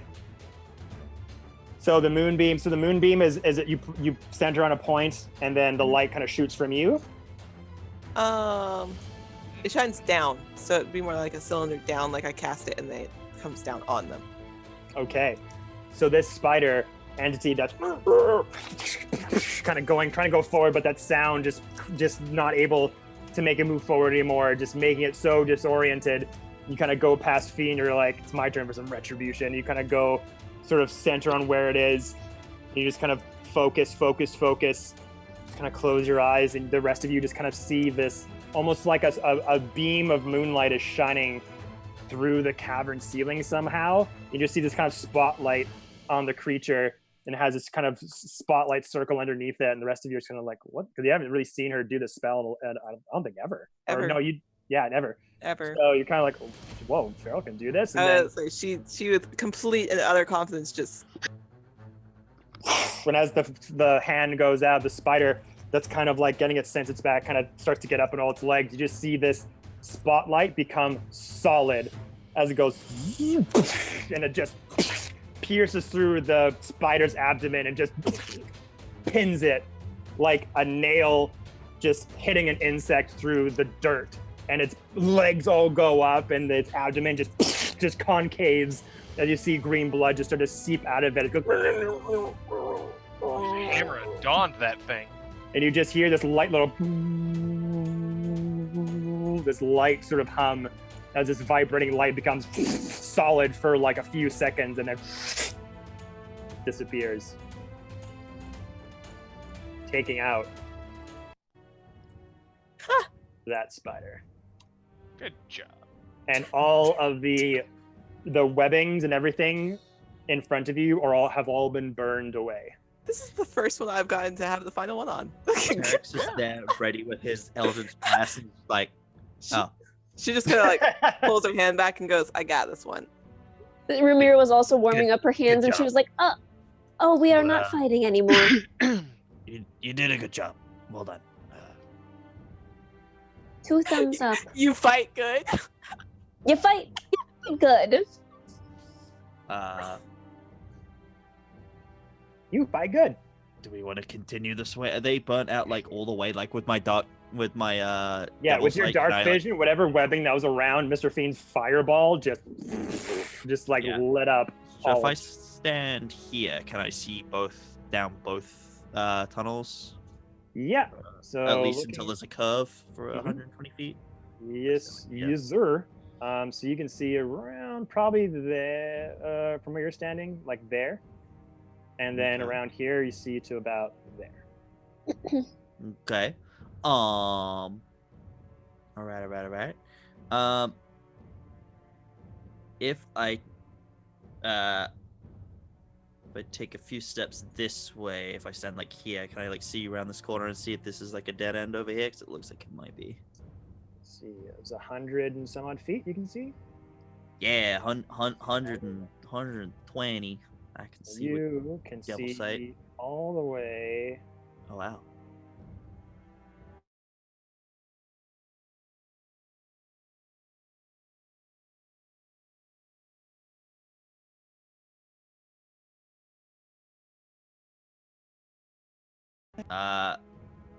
Say This seems to be a way this way. You can see more than that, actually. I can see more than that. Wow. Okay. See even further. Because you have 120 feet, correct? 120 feet, yes. Yeah, so you also see this. Oh. You see a collection of mushrooms. I see some mushroomy boys. Some Yeah. big, huge, brown, giant-looking shrooms, and a few that are emitting a faint blue dim light. There seems to be some mushrooms this way. I don't know if we want to check the other way first, but seems to be at least something this way. Does anyone want to check down the other way before we proceed? Or I'll do it. All right. Have a look. So going Nice. down there. So you're going just that far, Fiend? Yeah, just see if I can Oh, eke whoop. around that corner. So from there, you can see around there if you want to get closer. Son of a bitch. Yeah. All right. All right, going through there. I knew it. I knew it was a dead end. There it is. So another dead end, and it's most of the webbings was pretty burnt up at this point. But from this region, there's still a little bit more left over, as it wasn't able to fully reach and engulf this whole part. But you can kind of surmise that this is probably where that giant spider was living. Ah, that makes sense. Big spider came from that way. Ah, well, let's continue on this way. And he's gonna move up. Through here. Gonna move up to cautiously again, trying to be stealthy. Gonna move up to this corner and have a peek around, see what he can see into this room that you can see. All right, Do you want me to roll stealth for that? Or? that's up to you if you're rolling stealth. I'm going stealthy, so I'm gonna do that. Woo! Okay. Stealth says that +7. That is maths. That is 15 + 7. Oh, that's Math. very good. 32? 22. Yeah, 22. Again, I disappear into the darkness. Oh. Silent as the grave. see. You just kind of creep up, no, not even making a sound in the dirt as you're just very carefully going heel toe, looking inside this room. So you see those strange kind of glowing mushrooms with those other fungi. Just looking around this whole You area. reveal all of I can see everything. this. Wow. Oh wow, I really can see everything, huh?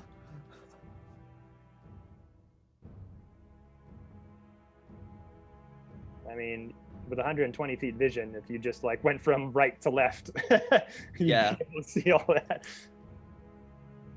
Yeah. So you see in front of you kind of what looks like a partially constructed, dilapidated effort to make some sort of a bridge that seems to have fallen apart in the middle, going over to another part of this cavern. You look down, you see sort of a bedroll with like just a pillow and a blanket that's kind of dusty and old. You see some bones left behind a pool of water. I'm not some- doing that again. Some look humanoid and some look animal-like. And there's like a discarded shield on the ground, and it looks like some sort of discarded wheelbarrow as well. Not a wheelbarrow. Can I see, if I look straight across, can I see anything over here, or is that in darkness? That's within your vision. Yes. So you see that this part is raised up the ground. Like what you're standing on is probably about like 30 feet up, and then it drops off a bit with some rock. You'll notice that there's some sort of wooden fashioned ladder going down to the bottom part of this. But that sort of bridge that's been broken up seems to make its way into another sector of this cavern that has a lot of rubble and rock kind of blocking on the other side that you could probably pass through if you got kind of closer and kind of try to climb over it. I will. Or start to move some of the bigger parts of the boulders off. Looks like a bit of a signal. cave-in happened here that caused this bridge to kind of snap and break. Okay. I will, before I proceed any further, I will signal to everyone else to follow and to come this far, and that it's safe at least this far. Seems safe this way so far. Should stay together though. Not advise splitting up.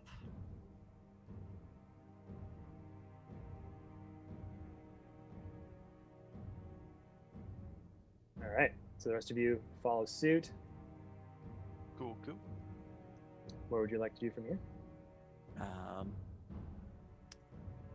Did you say this was broken? This I can't. So this bridge is broken. It's kind of This like bridge is broken. been snapped in the middle.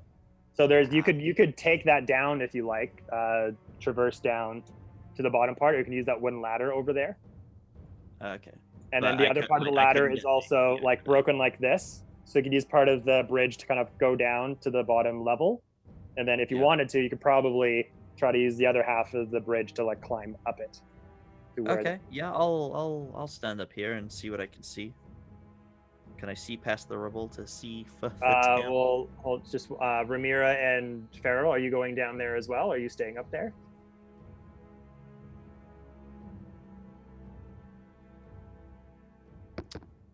Oh, Ivy, I think you're muted. Oh, is that There you go. There you go. Yeah. There you go. right up that? Saf, you're also muted. Me and Steph were busy making memes. Oh wow. I was just waiting for my turn. But Saf, did you go down with them as well? Yes. All right, so move your token there. So, Tarek, as you would have gotten right about here, Okay. and everyone kind of followed you in, those dim sort of mushrooms that are just sitting there suddenly go and start strobing extreme light in a 60-foot range. No. I need everyone within 60 feet of it to make Yo, it's a rave. a come on now. Boots and cats and boots and cats and boots and cats. Soap and water. Soap and water. John, how old are you? Tell me your age. Speak only the truth to me. I need you all to make a Constitution saving throw. Okay. Constitution saving throw. I can do that. That's not a good laugh, is it, John? That would be a starving 5. Oh my god. Starting at Can't 5. relate That's with 21. my 7. That's a 21. 18. 14 plus 4. Saf? 7. 7. Yes. Okay. So, you two, Fiend and Ramira, as soon as the strobe starts to happen, the rest of you just see this immense burning light, and Fiend and Ramira are like, "Ah!" And like you put up your shield and your coat and everything you can to kind of like block the extreme light in front of you.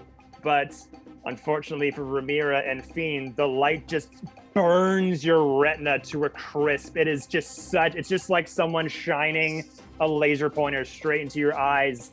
And, and it's just burning your eye sockets. You two are blinded. Oh no! I guess our vision's not 20/20 anymore. Am I right?